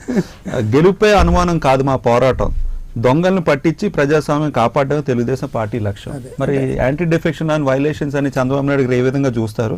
మిమ్మల్ని దొంగలను అంటున్నారు కాబట్టి మీరు ఏం సమాధానం? అది చంద్రబాబు నాయుడు గారు క్వశ్చన్ చేశారు.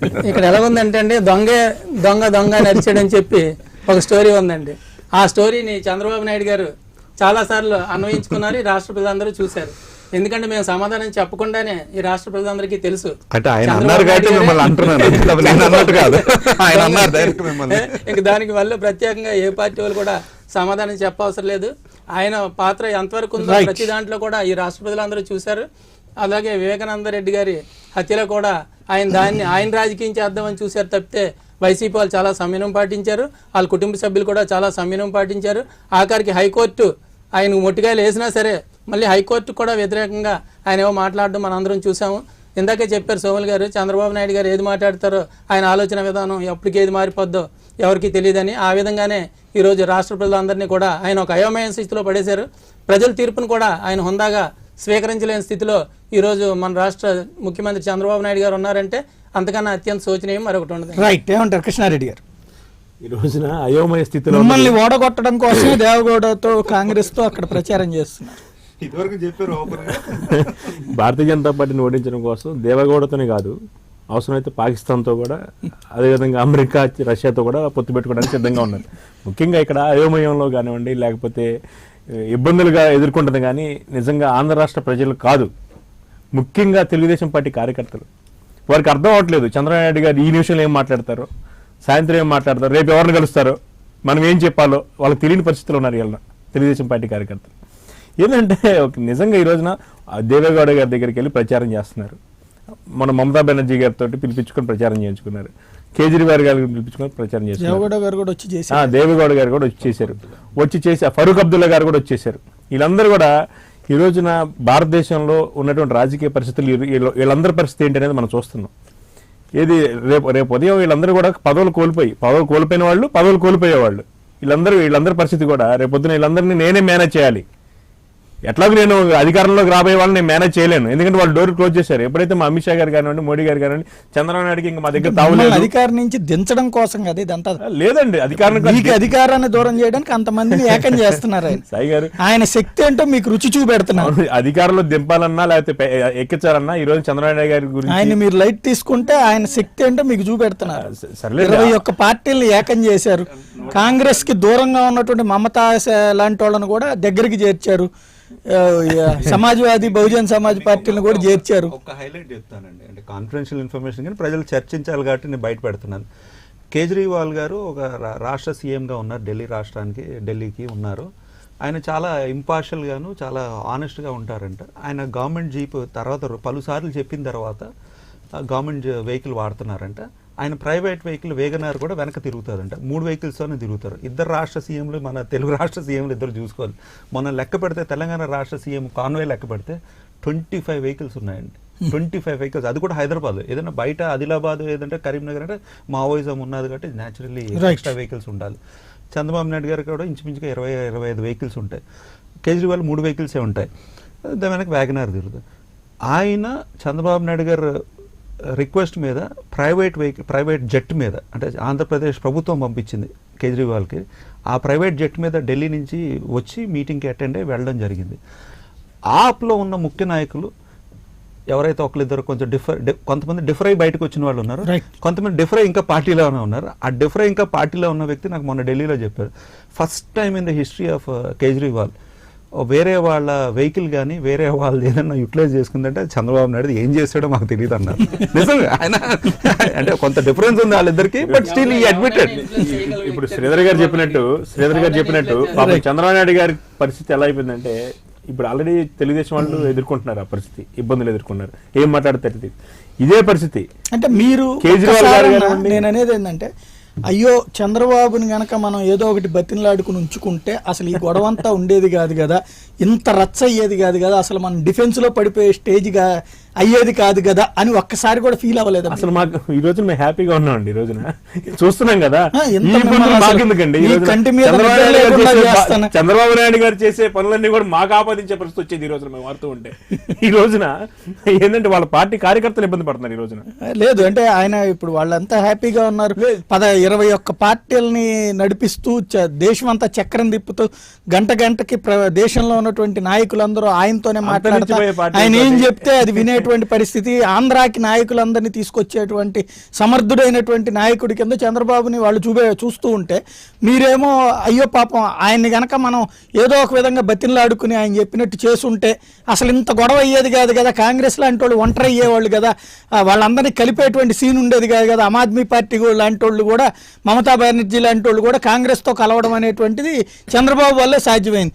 అలా తప్పు చేశామని ఎందుకు అనిపించట్లేదు మీకు? మాకు అది తప్పు కాదు సాయి గారు.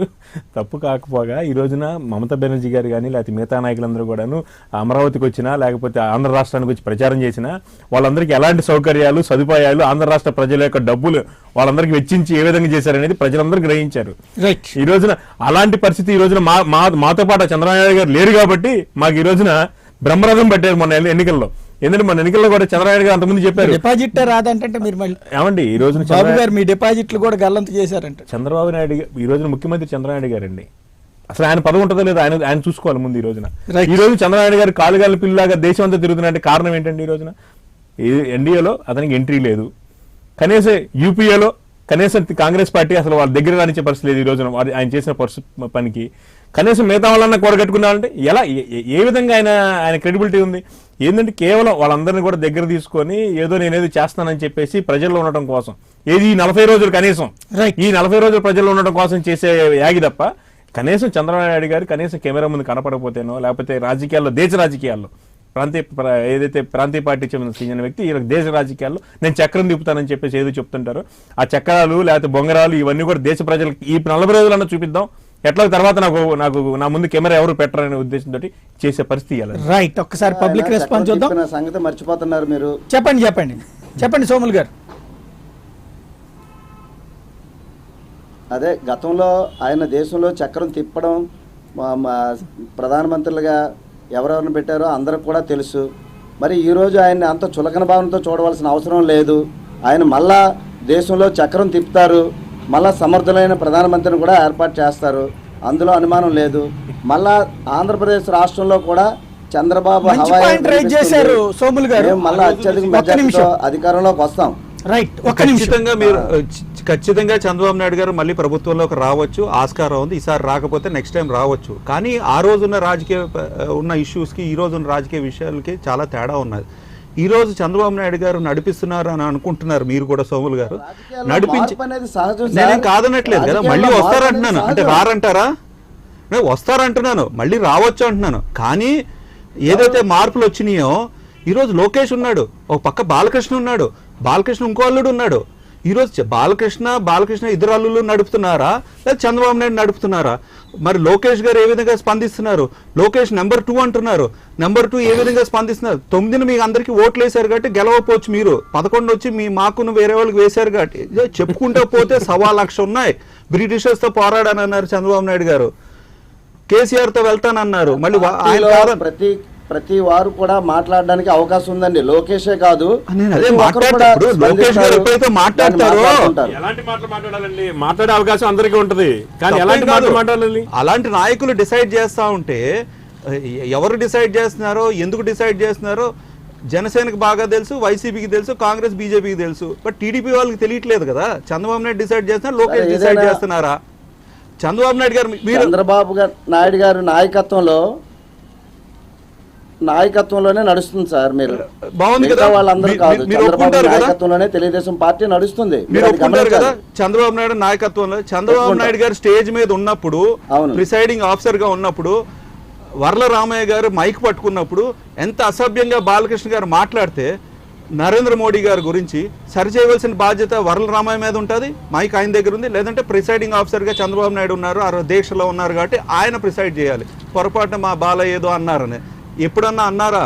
వ్యక్తులు నేను ఈ రోజు కూడా చంద్రబాబుని గౌరవిస్తాం, నరేంద్ర మోడీకి గౌరవిస్తాం, పార్టీ వేరు. బట్ ఆ విధంగా మీరు సరి చేశారా? పోయింది దానికి లీడర్షిప్. తెలంగాణ రాష్ట్రంలో ఎలాగ పోయిందో ఆంధ్ర రాష్ట్రంలో కూడా క్రెడిబిలిటీ దెబ్బతినేసింది. నేను అనేది అది.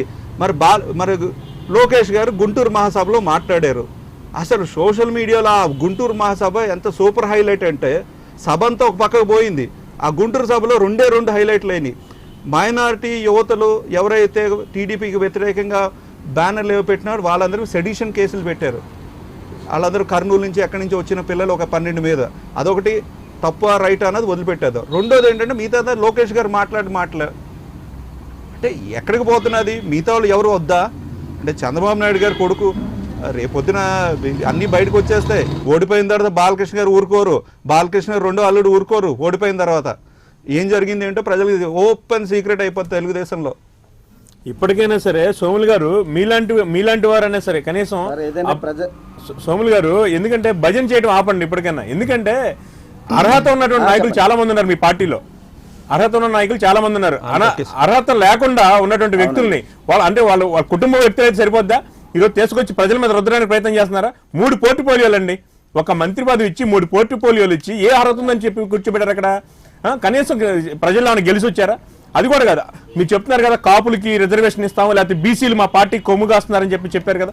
బీసీల్లో ఎమ్మెల్యే లేరండి గెలిచిన వాళ్ళు, కాపుల్లో లేరండి ఎమ్మెల్యేలు గెలిచిన వాళ్ళు. రోజున ఏంటంటే ఒకటి, ఈ రోజున ప్రజాస్వామ్యంలో ప్రజలకి మేలు చేసే వ్యక్తులను ప్రజలు ఎన్నుకున్నప్పుడు వాళ్ళకి గౌరవించాలి. కనీసం ఆ గౌరవం అనేది కూడా ఇవ్వకోకుండా ఈ రోజున ప్రజలు నేను ఏ చెప్పినా వింటారు, ప్రజలు నేను ఏ చేసినా చేస్తారు అంటే ఆ విధంగా ప్రతి ఒక్కటి కూడా ఏదో చంద్రబాబు నాయుడు గారు ఏదైతే వన్ వే ట్రాఫిక్, అతను తప్ప అసలు ఎవరు కనిపించకూడదు పార్టీలో, అతని కుటుంబం తప్ప ఎవరు ఉండకూడదు. ఏంటంటే ఎడిపోతున్నాం ఈ రోజున ప్రజాస్వామ్యం ఇదంతా. ఒక్కటి చెప్తానండి, ఎందుకంటే ఒక్కటి వినండి. చంద్రమోహన్ రెడ్డి గారు నెల్లూరు ఎమ్మెల్సీ రిజైన్ చేసి ఎమ్మెల్యే కింద కంటెస్ట్ చేశారు. రామ్ సుబ్బారెడ్డి గారు ఎమ్మెల్సీ కింద రిజైన్ చేసి ఎమ్మెల్యే కింద కంటెస్ట్ చేశారు. లోకేష్ గారు ఎమ్మెల్సీ ఎందుకు రిజైన్ చేయలేదు? అంటే గెలవరనా, లేకపోతే ఆయనకి వేరే రూల్స్ ఉంటాయా తెలుగుదేశంలో? ఎందుకు రిజైన్ చేయలేదు? మరి మిగతా ఇద్దరికి ఆ రూల్ పెట్టారు కదా. ఒక చంద్రమోహన్ రెడ్డి గారు ప్రెస్ మీట్ పెట్టి మరీ అన్నారు, నేను ఎమ్మెల్సీ కింద రిజైన్ చేస్తున్నాను, ఎందుకనంటే ఒక వ్యక్తికి 2 ఉండకూడదు కాబట్టి అని చెప్పి రిజైన్ చేసి అప్పుడు ఎమ్మెల్యే కింద కంటెస్ట్ చేశారు. మరి లోకేష్ గారు ఎందుకు? అంటే మీకు నమ్మకం లేదా లోకేష్ మీద, లేకపోతే లోకేష్ గెలవడానికి మీకు బలమైన నమ్మకం ఉందా? ఎలక్షన్ తర్వాత కూడా రిజైన్ చేయొచ్చండి, నేనేం కాదనట్లేదు. వాళ్ళిద్దరూ ఎందుకు ముందు చేశారు? వాళ్ళిద్దరు కొంచెం లోకేష్ గడ కొంచెం సీనియర్లు కదా, ఒక 4-5 సార్లు గెలిచారు, ఓడిపోయారు. ఎవరైనా రిజైన్ చేస్తారు. 2 సభల్లో ఎలాగో సభ్యుడిగా ఉండలేరు కదా. అబ్బెట్ గా ఉండే ఈ అంశాలండి. ఇప్పుడు నేను అన్నమాట కాదు, ప్రజల్లో చర్చ ఉన్నది ఏంటంటే, ఇప్పుడు సోమవారం చంద్రమోహన్ రెడ్డి ఒక 6-7 సార్లు పోటీ చేశారు, ఒక 5-6 సార్లు ఓడిపోయారు. రామ్ సుబ్బారెడ్డి గారు 5-6 సార్లు పోటీ చేశారు, ఒక 4-5 సార్లు ఓడిపోయారు. బట్ ఇద్దరు ఎమ్మెల్యేల కింద మినిస్టర్ల కింద ఏదో చేశారు.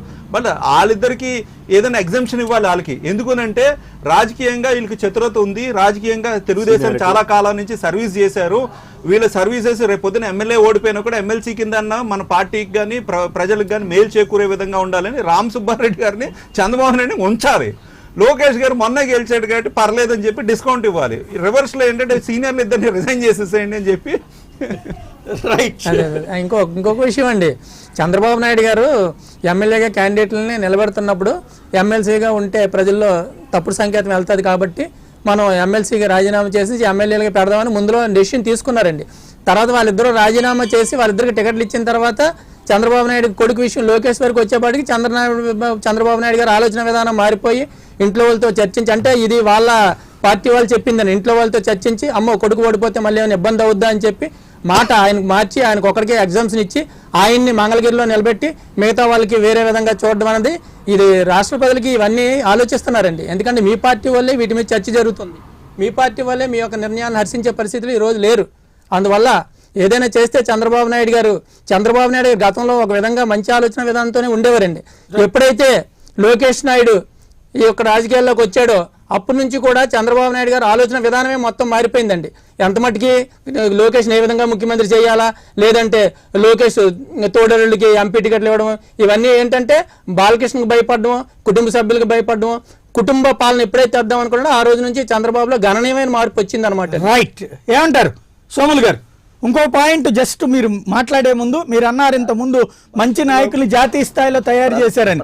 ఒక్క మాట జస్ట్ మీరు అది మీతో కంక్లూడ్ మీరు కంటిన్యూ చేసే ముందు ఒక్క మాట ఒకటే పాయింట్ ఏంటంటే, మీరు ఇందాక అన్నారు జాతీయ నాయకుల్ని తయారు చేశారు అద్భుతమైనటువంటి నాయకులు ఇద్దరు తయారయ్యారు అప్పట్లో. ఒక ఆయన దేవగౌడ, ఇంకొక ఆయన గుజ్రాల్. ఆ తర్వాత వాళ్ళ జీవితంలో ఇంతవరకు మళ్ళీ ప్రధానమంత్రి పదవికి దగ్గరలోకి కూడా పోలా. వాళ్ళు ఏ స్థాయిలో పనిచేశారో ఆ రోజున తెలుసు. అంతకుముందు మనం కీ రోల్ పోషించినటువంటి సందర్భంలో చంద్రశేఖర్ అనే ఒక అద్భుతమైన నాయకుడిని తయారు చేశారు, దేశానికి సంబంధించిన బంగారం తాకట్టు పెట్టినటువంటి మహానాయకుడు. అట్లాంటి అద్భుత నాయకులను తయారు చేశారు కాబట్టి ఇవాళ మళ్ళీ మేమే అద్భుతమైన నాయకులు మరొకళ్ళని తయారు చేస్తాం, మరొక గుజరాల్ని మరొక దేవగౌడాల్ని ఈ దేశం మీదకి రుద్దుతాం కాబట్టి మాకు ఎన్నుకోండి, మా నాయకుడిని అద్భుతమైనటువంటి నాయకుడని గమనించండి అని చెప్పబోతున్నారు మీరు? అదేం కాదండి. ఇక్కడ ఏది correct? లోకేష్ విషయం కానీ మరొకల విషయం కానివ్వండి, నందమూరి తారక రామారావు గారు ఆ రోజు తెలుగుదేశం పార్టీ స్థాపించారు. కానీ సమర్థుడైనటువంటి చంద్రబాబు నాయుడు తర్వాత నాయకత్వం వహించారు. భవిష్యత్తులో కూడా సమర్థులుగా నాయకత్వం వహిస్తారండి. ఈరోజు అనేక మంది పార్టీ కుటుంబ సభ్యులు అవనండి, పార్టీ వాళ్ళు కానీ అనేక మంది వస్తుంటారు. కానీ సమర్థులే రేపు పొద్దున నాయకత్వం వహిస్తారు తప్ప ఎవరు పడితే వాళ్ళకి మనం ఇవాళ అంటే లోకేష్ కి మనం సమర్థత బాధ్యత ఉందా లేదా? చెప్పలేదండి. ఎవరికి కూడా నెంబర్ 2 కాదు, నెంబర్ 3 కాదు. లోకేష్ కి ఒక్కరే సమర్థత నెంబర్ ఉందా 1 అంటారా చంద్రబాబు లేదంటారా? నాయుడు గారు ఒక్కరే ప్రస్తుతానికి ఈ పార్టీకి నాయకత్వం వహిస్తున్నారు. లోకేష్ కి సమర్థత ఉందంటారా లేదంటారా? హలో, లోకేష్ కి సమర్థత ఉందా లేదండి? అది ప్రజలు నిర్ణయిస్తారండి, భవిష్యత్ పార్టీ నిర్ణయిస్తుందండి. అంత భయం ఎందుకు ఇప్పుడు? సమర్థత ఉందా లేదా ఒక్క మాట అండి, సెక్రటరీ, ఒక్క మాట. National general secretary. ఒక్క మాట, చంద్రబాబు గారు చెబితే రాహుల్ గాంధీ గారు కేరళ నుంచి పోటీ చేశారు. చంద్రబాబు గారు చెబితే ప్రియాంక గాంధీ వారణాసి నుండి పోటీ చేస్తారు. చంద్రబాబు గారు చెబితే లోకేష్ ఎమ్మెల్సీ రాజీనామా చేయరా? ఏం సిగ్నల్ ఇస్తున్నారు?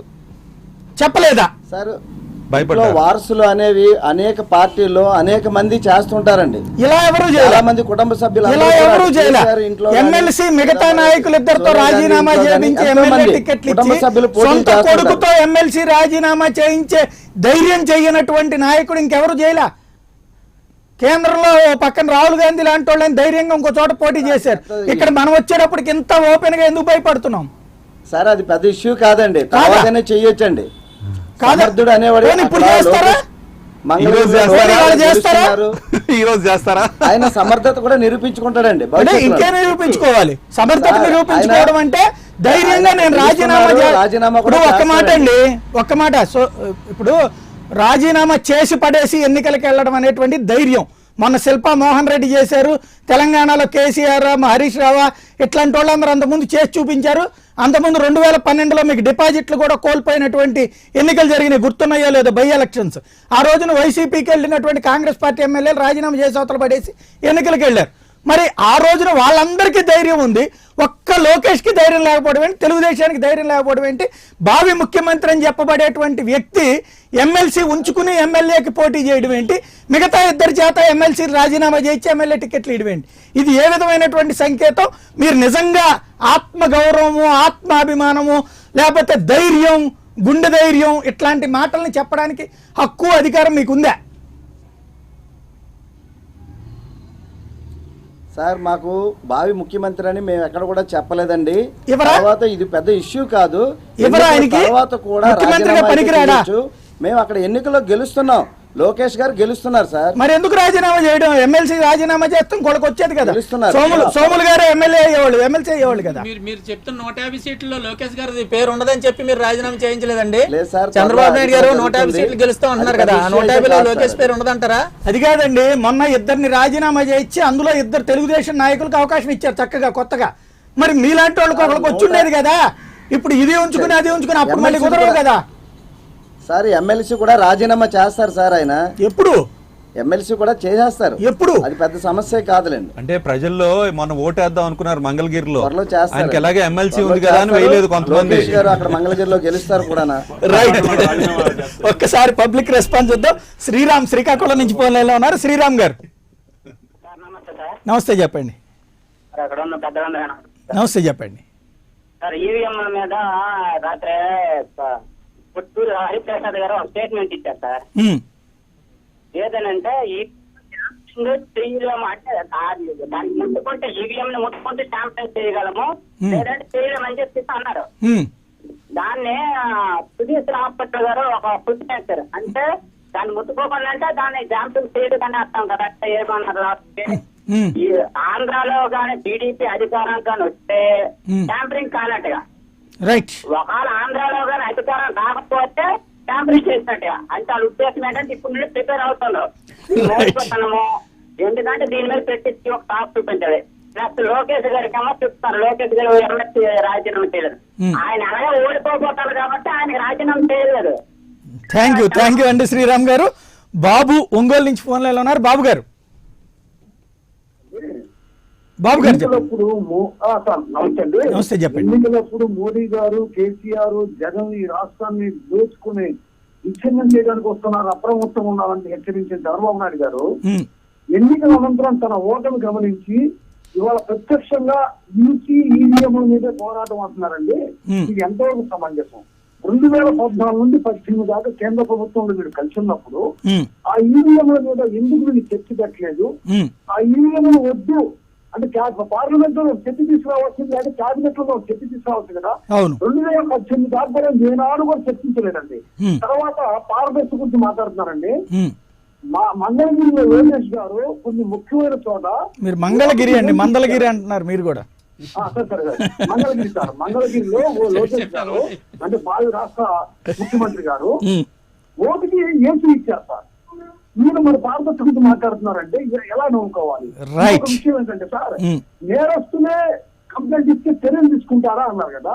మరి ఒక నేరస్తుడండి ఈ మీద నేను చర్చిస్తానంటాం, వీరికే చెల్లింది అది. అంటే ఆ నేరస్తులు, ప్రసాదమైన నేరస్తులకి కొన్ని తెలుసుకోవాల్సిందండి.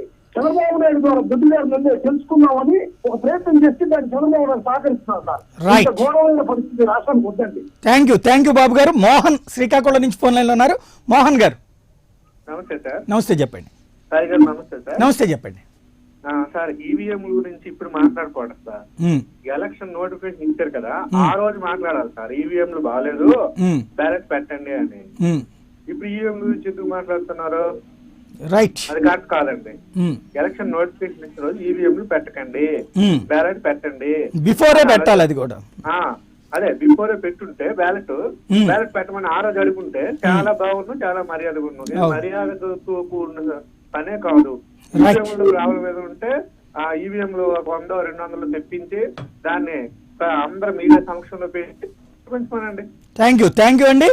రమేష్ హైదరాబాద్ నుంచి ఫోన్ లో ఉన్నారు. రమేష్ గారు గుడ్ మార్నింగ్ సార్. మార్నింగ్ అండి. గుడ్ మార్నింగ్ అండి. ఒక ట్రాన్సిట్ లో ఉన్న వాళ్ళు ఏం తప్పు చేసినా మేము కరెక్టే అని ఒక ట్రాన్సిట్ లో ఉంటారండి. మీరు ఒక 2-3 years ముందు తమిళనాడులో ఒక నిత్యానంద స్వామి ఇష్యూ మీకు గుర్తుండే ఉంటుంది. అతను ఏం చేసినా నేను కరెక్ట్, నేను దేవుణ్ణి, నేను ఏం చేసినా కరెక్ట్ నాకు ట్రాన్సిట్ లో ఉంటారు. చంద్రబాబు నాయుడు గారు నాకు తెలిసి ఆ ట్రాన్సిట్ లోకి వెళ్ళిపోయినట్టు ఉన్నారండి. అది దాని నుండి ముందు బయటకు రావాలి. థ్యాంక్ యూ అండి రమేష్ గారు. మూర్తి విశాఖపట్నం నుంచి ఫోన్ లైన్ లో ఉన్నారు. మూర్తి గారు నమస్తే అండి. నమస్తే, చెప్పండి. అటువంటి పెద్దలు నమస్తే, చెప్పండి సార్. ఇప్పుడు లోకేష్ గారు అసలు యాక్చువల్ గా ఒక లీడర్ గా ప్రొజెక్ట్ అవ్వాలంటే స్టార్టింగే ఈ ఎమ్మెల్సీగా కాకుండా రావాల్సింది, కాకుండా ఎమ్మెల్సీగా తీసుకొని మంచి లీడర్ గా అంటే నెక్స్ట్ ఏంటంటే ఎమ్మెల్యేగా కంటెస్ట్ చేసినప్పుడు ఇంతమందితో రాజీనామా చేయించి.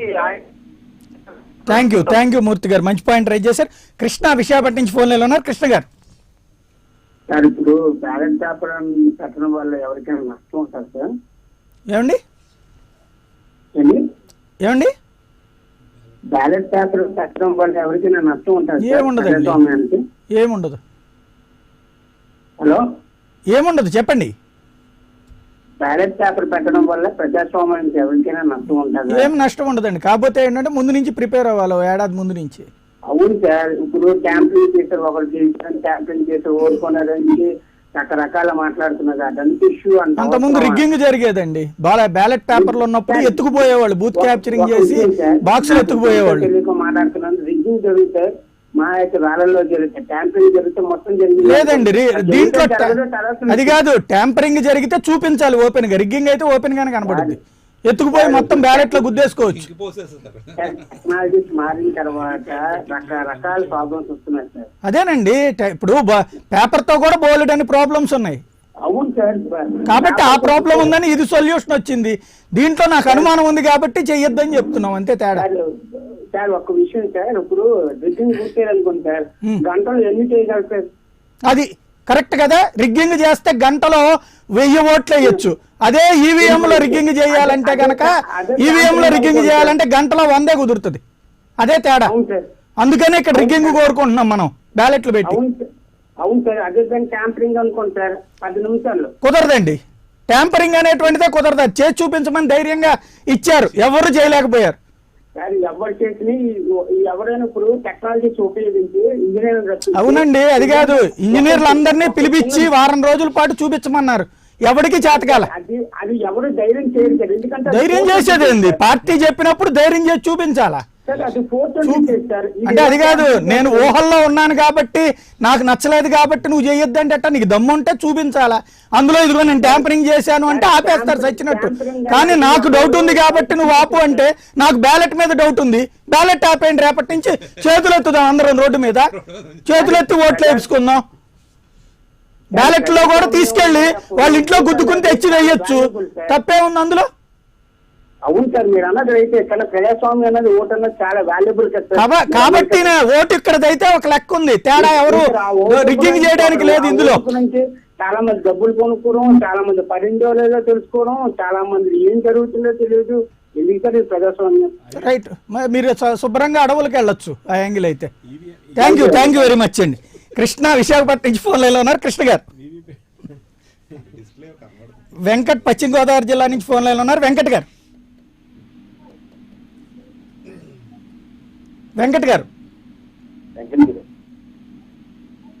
రైట్, ఫైనల్గా ఒకటి, ఈవేళ మరొక కీలకమైనటువంటి అంశం, ఒక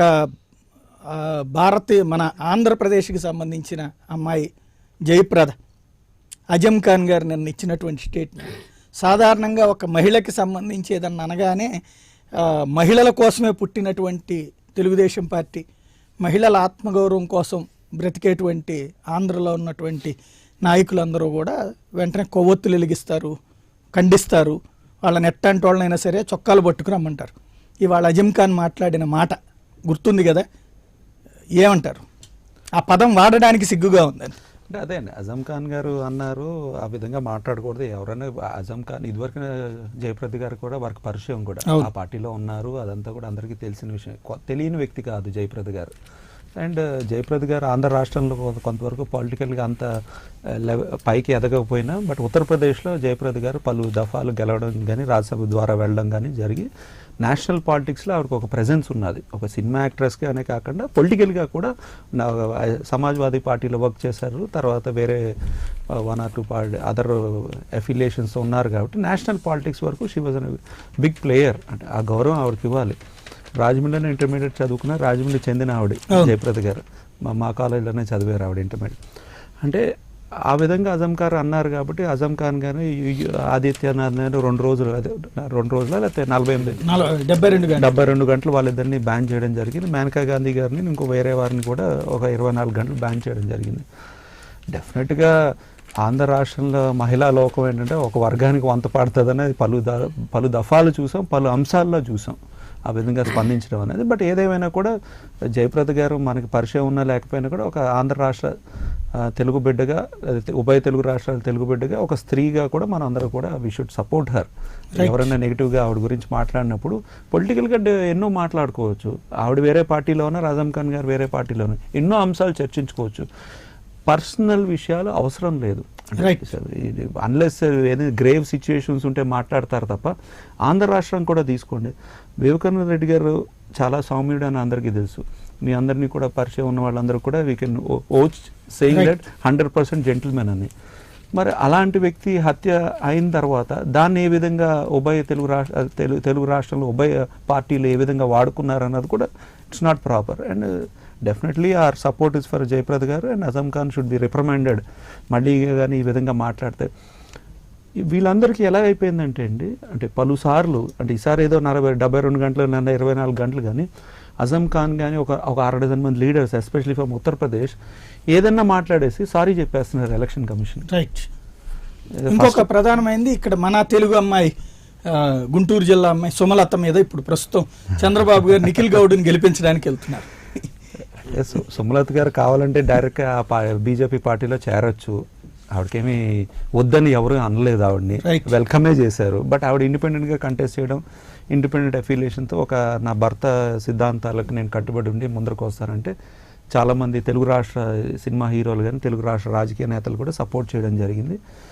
అండ్ అది ఏదో అట్రిబ్యూట్ చేయడం చంద్రబాబు నాయుడు గారికి వదిలిపెట్టేయాలి. అంటే ఇప్పుడు అంటే మనం ఒకరిని గెలిపించాలని ఒకరు తక్కువ చేసే విధంగా మాట్లాడిన అవసరం లేదు. మన క్యాండిడేట్ బలమైన క్యాండిడేట్ని ఎస్టాబ్లిష్ చేస్తే చాలు. చంద్రబాబు నాయుడు గారు కొంచెం వయసు వచ్చింది కాబట్టి ఇంకా అందరూ కూడా గౌరవిస్తాం కాబట్టి దాన్ని మిస్యూజ్ చేసుకుంటున్నారు ఆయన. రైట్, మనం గౌరవించింది ఏంటంటే వయసుకి లేదా పెద్ద ఆయన కూడా గౌరవిస్తాం, బట్ మిస్యూజ్ చేసుకోకూడదు. అంటే గౌరవం పడిపోతుంది. తర్వాత ఎవరో ఒకళ్ళు టప్ మన 4-5 మాటలు అనేస్తారు. రైట్, ఏమంటారు కృష్ణారెడ్డి గారు? ఏదైతే జయప్రద గారి మీద జరిగినటువంటి వ్యాఖ్యలు ఏవైతే చేశారో నిజంగా రాబోయేటటువంటి తరాల్లో ఉన్నటువంటి మాలాంటి వాళ్ళకి కానివ్వండి లేకపోతే సభ్య సమాజానికి కూడాను ఎలాంటి మెసేజ్ ఇస్తున్నాం అనేది ముందుగా వ్యాఖ్యలు చేసిన వ్యక్తుల కన్నా కూడా ఆ వ్యక్తుల్ని ప్రమోట్ చేసినటువంటి పార్టీ అధినేతలు కానివ్వండి వాళ్ళు ఆలోచించాలి. రైట్, ఎందుకంటే మామూలు విషయాలు కదా అవి. వాటిని మనం బయట కూడా చర్చించడానికి కూడా రానటువంటి వ్యాఖ్యలను వారు చేశారు దాని మీద. అంతేవిధంగా ఈ రోజున తెలుగుదేశం పార్టీ నాయకులు కూడాను అలాంటి పార్టీలకి కొమ్ము కాస్తూ వాటి మీద ఎవరిని కూడా ఇవ్వలేని పరిస్థితిలో ఉన్నారు ఈ రోజున. ఏదైతే అఖిలేష్ యాదవ్ గారికి సంబంధించినటువంటి పార్టీకి ఏదైతే తెలుగుదేశం పార్టీ వాళ్ళు కొమ్ము కాస్తున్నారో, ఏంటంటే ఒక తెలుగు మహిళ గౌరవప్రదమైనటువంటి వృత్తిలో ఉన్న ఒకప్పుడు తెలుగుదేశం నాయకురాలు ఈ రోజు కూడా మనం ఆమె చూడగానే నిండు తెలుగుదనం ఆమెలో కనిపిస్తూ ఉంటది. గతంలో కూడా రీసెంట్గా కూడా మనం చూసాం. పోయిన సంవత్సరం కూడా చంద్రబాబు గారు వెళ్ళి ఆమెతో పక్కన కూర్చొని ఫోటోలు తీసుకొని అదే హేమమాలిని గారితో కలిసి అట్లా అలాంటి శక్తివంతమైన మహిళని ఆ విధంగా వ్యాఖ్యానం చేయటంతో ఈ రోజున ఇక్కడ రాష్ట్రంలో ఉన్నటువంటి తెలుగుదేశం పార్టీ వాళ్ళు కనీసం ఒక స్టేట్మెంట్ ఇవ్వలేకపోయారు. ఈ రోజున చంద్రబాబు నాయుడు గారు మహిళల ఆత్మగౌరవం, మహిళల కోసం పశువు కుంకుమ పంచాం లేకపోతే అలాంటి మాట్లాడే చంద్రబాబు నాయుడు గారు కనీసం ఒక స్టేట్మెంట్ ఇవ్వలేకపోయారు. దానికి కారణం ఏంటి? ఆమె మహిళ కాదా? ఆమె మన రాష్ట్రానికి చెందిన ఆమె కాదా?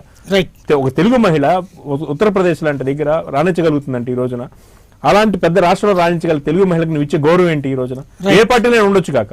అదే కాకుండా ఈరోజు సుమలత గారికి ఎగనెస్ట్ గా ఏదో ప్రచారం చేస్తూ ఉన్నారు. ఈరోజు దేవగౌడ గారి పరిస్థితి ఏంటో మనం చూసాం, కుమారస్వామి గారి పరిస్థితి ఏంటో మనం చూస్తున్నాం, వాళ్ళ కొడుకు పరిస్థితి కూడా మనం ఊహించుకోవచ్చు. ఈరోజు సుమలత గారు మన తెలుగు మహిళ, కనీసం అలాంటి వారిని మనకు బయట నుంచి ప్రమోట్ చేయాలి. పక్క రాష్ట్రంలో ఉన్నారు, వారి వల్ల మన రాష్ట్రానికి ఏదో ఒక ఉపయోగం ఉంటుంది, మన తెలుగుదనాన్ని అక్కడ ప్రతిబింబిస్తారు అనే విధానం ఏదైతే ఉంటుందో అలా కాకుండా ఈ రోజున వారికి వ్యతిరేకంగా ఒక మహిళకి వ్యతిరేకంగా ఈ రోజున ప్రచారం చేస్తారంటే అంత దౌర్భాగ్యం ఏదైతే ఉందో అది చంద్రబాబు నాయుడికి దక్కింది. రైట్, మీరే ఉంటారు. అంటే మన రాష్ట్ర మహిళనే కాదండి, తెలుగుదేశం సంబంధించిన మన తెలుగు మహిళనే కాదు, మహిళల మీద భారతదేశంలో ఏ మహిళ మీద అయినా సరే అలాంటి అనుచిత వ్యాఖ్యలు చేయడం అన్నది ఈ భారతదేశంలో ఎవరు కూడా, అది పురుషులు అవనివ్వండి స్త్రీలు అవనివ్వండి, ఎవరు హర్షించరు. అలాంటిది ఒక జాతీయ రాజకీయాల్లో ఒక శక్తివంతమైన మహిళ, దట్టు ఆవిడ మీద ఎప్పుడు కూడా ఇలాంటి ఇప్పుడు చేసిన ఆరోపణలు లాంటివి ఎవరు కూడా ఎప్పుడు చేయకపోవడం, ఆవిడ హుందాతనంగా ఉండడం, ఇవన్నీ మనం చూసాం. మనం గెలవాలి అంటే మన శక్తి సామర్థ్యాలు ఏ విధంగా ఉన్నాయో మనం నిరూపించుకోవచ్చు, కానీ మనం గెలవాలి కాబట్టి అవతలను కించపరిచే విధంగా ఏది మడితే అది మాట్లాడడం అన్నది మంచి పద్ధతి కాదు. ముఖ్యంగా పురుషులు మహిళల పట్ల మాట్లాడేటప్పుడు జాగ్రత్తతో ఉండాలి. ఎందుకంటే జాతీయ రాజకీయ నాయకులు అంటే భావితరాల వారికి ఒక ఆదర్శం కాబట్టి అలాంటి ఆదర్శంగా ఉండేవాళ్ళు ఓ బ్యాలెన్స్డ్గా మాట్లాడాలి తప్పిస్తే మరీ ఇంత దిగజాడు మాటలు మాట్లాడితే ఎక్కడ కూడా ఏ సమాజంలో కూడా ఏ రాష్ట్రం కాదు, ఏ దేశం కాదు, ఏ ప్రపంచంలో కూడా ఎవరు హర్షించరని చెప్పి మేము భావిస్తున్నాం. రైట్, ఫైనల్గా మీరేమంటారు సోములు గారు? ఇక్కడ ఈ రెండు పార్టీలతో కూడా పొత్తు మీదే, ఈ రెండింటికి సమాధానం చెప్పాల్సింది మీరే. ఎందుకంటే అదే అజం ఖాన్ నాయకత్వంలో ఉన్నటువంటి సమాజ్వాదీ పార్టీ ఈ రోజున మీతో కలిసి ప్రయాణిస్తుంది, మీరే దాన్ని నడిపిస్తున్నారు. మీ పార్టీ కనీసం దీన్ని ఖండించను కూడా ఖండించలేదు, దేశంలో ఉన్న మిగతా అన్నిటినీ ఖండిస్తూ ఉంటుంది. ఎందుకని?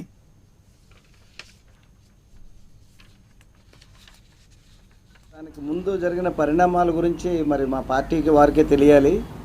దాని గురించి మరి ఎందువల్ల మౌనంగా ఉన్నారనేది కూడా, ఆ పరిణామాలు అంతకుముందు ఏం జరిగిందనేది పూర్తిగా నాకైతే తెలియదు.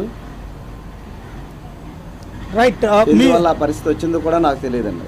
రైట్, మరొక పాయింట్ ఇక్కడ, దేశంలో తెలుగు వాళ్ళకి ఎక్కడ కష్టం ఉన్నా ప్రపంచంలో మొట్టమొదట బయలుదేరుతామని చెప్తారు కదా మీరు. అలాంటిది ఒక తెలుగు అమ్మాయి పోటీ చేస్తుంటే ఆవిడని ఓడించడానికి మీరే ప్రచారానికి వెళ్ళడం కరెక్టే అనుకుంటున్నారా? అందులో ఇండిపెండెంట్గా పోనీ బీజేపీ తరఫున అయితే మేము అవునండి ఓడిస్తాం తప్పే ఉందని అడగ. రాజకీయాల్లో ఒక తెలుగు అమ్మాయి ఒక హిందీ అమ్మాయిని కాదండి, మన రాష్ట్రంలో ఉన్న మన తెలుగు బిడ్డలపైనే మనం పోటీ చేస్తున్నామండి. నేను అన్నది మన వాళ్ళే కదా. కాకపోతే రాజకీయాల్లో వచ్చేటప్పటికల్లా సార్ ఆ రాష్ట్రంలో ఉన్నా ఈ రాష్ట్రంలో ఉన్నా ప్రతిపక్షమే, స్వపక్షమేనండి. కాబట్టి రాజకీయం దగ్గరకు వచ్చేటప్పుడు కుదరదు అంటారు. పోటీ చేయటం లేదండి, అందరూ తెలుగు వాళ్ళే. కొంచెం ఇబ్బంది కానీ నాకు నేను ఒక క్వశ్చన్, సోములు గారు నాకు పర్సనల్గా ఇబ్బంది కానీ నేను ఒక చిన్న క్వశ్చన్ వేస్తాను. చెప్పండి. అంటే ప్రజలకు తెలియాలి కాబట్టి, మరి పవన్ కళ్యాణ్ గారు పోటీ చేసిన భీమవరం గాజువాక ఎందుకు చంద్రబాబు నాయుడు రాలేదు?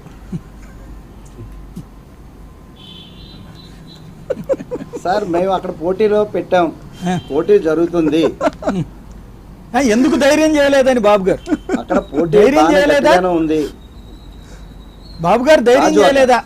సార్ అక్కడ సిట్టింగ్ ఎమ్మెల్యేకే పల్లా శ్రీని గారికి ఇచ్చామండి. అది కాదండి, చంద్రబాబు గారు రాష్ట్రం అంతా తిరిగిన ఆయన అక్కడికి ఎందుకు రాలేదని అడుగుతున్నారు. పర్లేదులేండి, చెప్పట్లేండి. చోటకి వెళ్ళలేదండి, మీరు అది గమనించాలి. చెప్పాలి. గాజువాక అనేది కాదండి, ఏవో ఊహాగానాలు మీలో మీరు ఊహించుకుంటే కాదండి. ఆయన గాజువాకే కాదు, అనేక ప్రాంతాలు ఆయన వెళ్ళలేదు. అంతే, తప్పేం కాదు. ఆయన సమయం తక్కువ అండి, మాకు సమయం తక్కువ సార్. చాలా చంద్రబాబు నాయుడు రాలేదు మాకు వ్యతిరేకంగా. ఒప్పుకుంటున్నాం కదా. నేను విజయలక్ష్మి ఫోన్ లైన్ లో ఉన్నారు గుంటూరు నుంచి. విజయలక్ష్మి గారు చెప్పండి. రైట్. వసంత చౌదరి గారు ఫోన్ లైన్ లో ఉన్నారు. వసంత చౌదరి గారు నమస్తే అండి. నమస్తే, చెప్పండి. సార్ మీరు మంచి ప్రోగ్రామ్స్ పెడుతున్నారు, ముందు మీకు అభినందనలు సాయి గారు. Thank you. చాలా ఎఫర్ట్ పెట్టారు వాస్తవాలు నెగ్గు తీయడానికి. Thank you. అది చాలా అభినందనలు అండి. Thank you. ఈ రోజు ఈవీఎంల మీద సైంటిఫిక్ గా అవి తప్పని రుజువు చేసిన వాళ్ళు లేరు, అది వాస్తవం. రెండోది చంద్రబాబు నాయుడు గారు 150 అన్నాడు, కొన్ని రోజులు పోయాక 180, 200 కూడా అనొచ్చు. ఎందుకంటే ఆయన ఏమన్నా చెల్లే పరిస్థితుల్లో ఉందని ఆయన అనుకుంటున్నారు, కానీ చెల్లదు, కాలం మారిపోయింది, ప్రజలు మార్చారండి. మీరు అన్నట్టు జయప్రద గారి మీద చాలా అత్యంత హీనాహీనంగా కాంగ్రెస్ అభ్యర్థి సమాజ్వాదీ అభ్యర్థి ఆయన అంటే మన తెలుగుదేశం పార్టీ గాని ఖండించకపోవడం అనేది చాలా దురదృష్టకరం అండి. మనం రాజకీయాల అతీతంగా మన ప్రజల్ని, మన తెలుగు వారందరూ ఐక్యంగా ఇతర రాష్ట్రాలు ఉండాలనేది మీ అభిప్రాయాన్ని నేను గౌరవిస్తూ మీకు అభినందనలు తెలియజేస్తున్నాను. థ్యాంక్ యూ అండి వసంత్ చౌదరి గారు. గణేష్ మహబూబ్ నగర్ నుంచి ఫోన్ లైన్ ఉన్నారు. గణేష్ గారు చెప్పండి. సాయి గారు నమస్తే అండి. నమస్తే, చెప్పండి. అక్కడ ఉన్న వాళ్ళకందరికీ నమస్కారం. చెప్పండి. ఇప్పుడు ఇది ఎక్కడైతే మనము ఈవీ వ్యాట్ ను చూపిస్తున్నారండి, ఇప్పుడు ఏది ఇప్పుడు ఏదైతే న్యూస్ లో వైరల్ అవుతుందో అది 3 seconds 4 seconds అని ఒక మీరు ఎక్కడి నుంచో తీసుకొచ్చి దాన్ని చెప్పడం ఏంటంటే, ఓటు వేయిస్తున్నప్పుడు అది 7 seconds చూయిస్తుంది, చూయించిన తర్వాతనే ఓటు పడుతుంది. అది కూడా ఇప్పుడు మనము ర్యాండమ్ తీసుకుంటున్నప్పుడు 50 ఓట్లు వాళ్ళ ముందరనే మనం వేసిన తర్వాత అవి కౌంట్ చేసి దాని పక్కన పెట్టుకుంటున్నారు. అక్కడ ఎక్కడ ట్యాంపరింగ్ జరిగే పొజిషన్ అయితే ఎక్కడ ఉండదు సార్. మేము కూడా పోయినాం, అక్కడ చూసినాం కాబట్టి చెప్తున్నాము. అది ఆ 50 ర్యాండమ్ చేసి కూడా అవి పక్కన పెట్టేసుకుంటారు. అవి ఆ ఓట్లు వేసేది కూడా అక్కడ ఉండే ఏజెంట్ల ద్వారానే వేపిస్తారు. ఆ 50 కూడా అవి ర్యాండమ్ తీసుకొని అవి పక్కన పెట్టేసి అది ఓకే అన్న తర్వాతనే ఇచ్చేస్తారు. రెండోది 7 o'clock స్టార్ట్ కాకుండా 8 o'clock స్టార్ట్ అవుతుందంటే ప్రాబ్లం ఎక్కడ వస్తుంది సార్? అదంటే ఏదైతే కనెక్షన్ ఇవ్వడం ఉందో ఆ కనెక్షన్ సరిగా ఇవ్వనప్పుడు కొంత ఇన్వాలిడ్ అని చూపిస్తుంది. అది ఆ మిషన్ చూపించినప్పుడు దాన్ని కరెక్ట్ చేసుకోవడము, తర్వాత అవి 50 ర్యాండమ్ అంటే ఇప్పుడు ఏదైతే మనము మాక్ పోలింగ్ చేస్తున్నామో అది 50 చేయాల్సి ఉంది.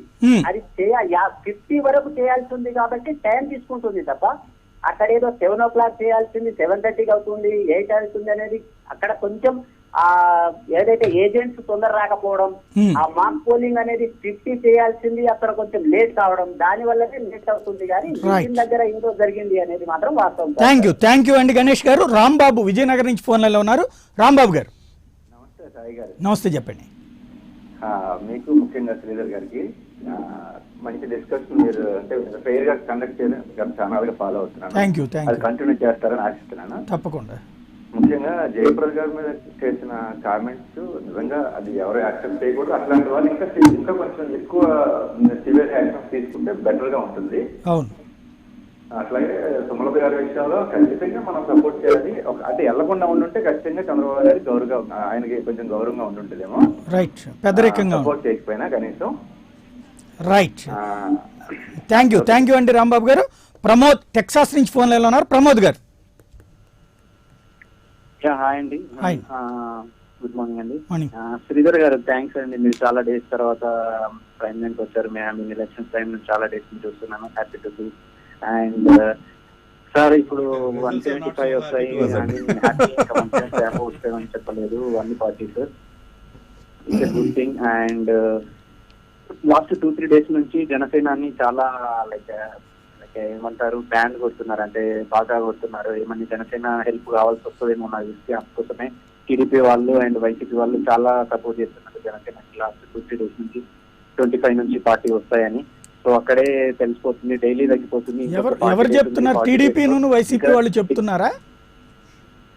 25-40 వస్తాయి. ఛానల్స్ ఇన్ని డేస్ పవన్ కళ్యాణ్ గురించి అసలు ఏం చూపెట్టలేదు. బట్ ఈ లాస్ట్ 3-4 days నుంచి అసలు పవన్ కళ్యాణ్ గురించి, పవన్ కళ్యాణ్ క్యారెక్టర్ గురించి, పవన్ కళ్యాణ్ మనీ ఇవ్వలేదని ఇవన్నీ ఇప్పుడు ప్రొజెక్ట్ చేస్తున్నాయి. ఇన్ని డేస్ చేయలేదు, బట్ ఇప్పుడు పవన్ కళ్యాణ్ గారి గురించి చాలా చూపెడుతున్నాయి. ఎందుకంటే ఇంకొక 40 days లో ఇంకా కౌంట్ తగ్గుతుంది, జనసేన గారి నెంబర్ పెరుగుతుంది. ఎందుకంటే ఎలక్షన్స్ అయిన రోజు జనసేనకు 0 చెప్పారు. నిన్న 2 days లో 10 అయింది, 20 అయింది, 30 అయింది. ఎవరు కూడా ఎగ్జిట్ పోల్స్ ఎవరు ఇవ్వలేదండి. మామూలుగా సోషల్ మీడియాలో చదువుతున్నారు. సోషల్ మీడియాలో మీరు అది కాదు, సోషల్ మీడియాలో వచ్చే వాటిల్లో మీకు అనుకూలమైంది మీరు చదువుతున్నారు. కొంతమంది అయితే 0 అని ఇచ్చారు, వైసీపీ వాళ్ళు అయితే ఏమీ లేదని ఇచ్చారు, 2-3 వస్తాయని ఇచ్చారు. టీడీపీ వాళ్ళు కూడా 4-5 వస్తాయని ఇచ్చారు. ఆ పార్టీలు ఎవరు కూడా ఏం చెప్పట్లేదు. ఇంపార్షియల్ గా చెప్తున్నానండి, ఇంపార్షియల్ గా చెప్తున్నాను. there is no doubt voters have voted for Janasena, there is no doubt, and we reasonable voting percentage వచ్చింది జనసేనకి. But when it comes to seats it's a difficult option for Janasena. మనం ఏమి బలంగా నెంబర్లు వస్తాయి అన్నది గ్రౌండ్ ఫీడ్బ్యాక్ బట్టి నేను చెప్తున్నాను, కొంచెం తక్కువ నెంబర్లే వస్తాయి. రైట్, అదే ఓపెన్ గా మీకు చెప్తున్నటువంటి ఆయన ప్రాక్టికల్ గా చెప్పింది. థ్యాంక్ యూ ప్రమోద్ గారు. ఓటింగ్ పర్సెంటేజ్ వస్తున్నది. ఫైనల్ గా మీరు నిశ్శబ్దంగా పక్కన తప్పించినటువంటి అంశం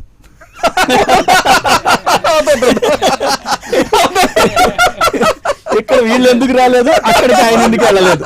కాదు, వాళ్ళిద్దరు చెప్తేనే బాగుంటుంది, నేను చెప్తే బాగోదు. అది అంటే పబ్లిక్ ఉన్న అనుమానం తెలియాలి. అలా కాదు, నేను సరిపోను. పవన్ కళ్యాణ్ గారు, చంద్రబాబు నాయుడు గారు చెప్తేనే బాగుంటుంది, నేను చెప్పను. ఆయన గౌకుని ఆయన అడుగుతారేమో అనుకున్నాను, ఆయన అడగలేదు, మీరు అడిగేస్తున్నారు. ఇక్కడ నాకు డౌట్ అది, అంటే పబ్లిక్ లో దీన్ని వైసీపీ అయితే ఆల్రెడీ జగన్ ఓపెన్ గానే కుమ్మక్ అనేటువంటి స్టేట్మెంట్ కి దీన్ని అటాచ్ చేశారు. ఏది జగన్ ఏమో అదే పవన్ వచ్చి ఇక్కడ లోకేష్ నియోజకవర్గానికి వెళ్ళకపోవడం, మంగళగిరికి వెళ్ళకపోవడం అనేటువంటి. నాకు సోముల్ గారు హింట్ ఇచ్చారు, అయినా కూడా నాకు అదే ఉన్నది. పవన్ కళ్యాణ్ గారు టైం సరిపోలేదు అన్ని కాన్స్టిట్యున్సీస్ తిరగడానికి, మంగళగిరికి అన్ని కాన్స్టిట్యున్సీ తిరగడానికి. అలానే కదా, నిజంగా మేము అన్ని కాన్స్టిట్యున్సీ తిరగలేదు కదా, రాస్తున్నారని అయితే చెప్తారు. ఫైనల్ గా సురేష్ మంగళగిరి నుంచి, సురేష్ గారు చెప్పండి. సురేష్ గారు మీ టీవీ మ్యూట్ చేసి నేరుగా ఫోన్ లో మాట్లాడండి. మీ మాట ఆడనపడుతుంది, నేను చెప్పాల్సింది చెప్తానండి. చెప్పండి. హలో, చెప్పండి సురేష్ గారు. టీవీ ఆఫ్ చేసే ఉందండి. ఏమండి? నేను చెప్పాల్సింది చెప్తానండి. చంద్రబాబు నాయుడు గారు పోయినసారి నోట్లు మార్చినప్పుడు నాకు ఫోన్ చేసి మోడీ గారు అడిగారని ఓ మాట చెప్పారు. అవునండి, అసెంబ్లీలో. అవును. ఆ తర్వాత మళ్ళీ మోడీ గారినే నోట్లు మార్చడం వల్ల ఇట్లా నష్టపోయింది మేమే అని చెప్పేది ఆయనే. ప్రత్యేక హోదా వద్దు, ప్రత్యేక ప్యాకేజ్ కావాలని చెప్పింది ఆయనే. ఆ తర్వాత మళ్ళీ ప్రత్యేక వద్దు, ప్రత్యేక ప్యాకేజీ కావాలన్నారు. ఇప్పుడు మళ్ళీ ప్రత్యేక హోదా కావాలంటున్నారు. మంగళగిరి వచ్చేవాడికి, నేను మంగళగిరిలో వచ్చే ఉన్నాను. చెప్పండి సురేష్ గారు, చెప్పండి సురేష్ గారు. మంగళగిరిలో ఏమంటారు? లోకేష్ గారిని గెలిపిస్తున్నారు లేదా? 5,000 చొప్పున టీడీపీ వాళ్ళు పంచారు. 5,000 వైసీపీ వాళ్ళు 3,000 పంచుకున్నారు. ఓకే,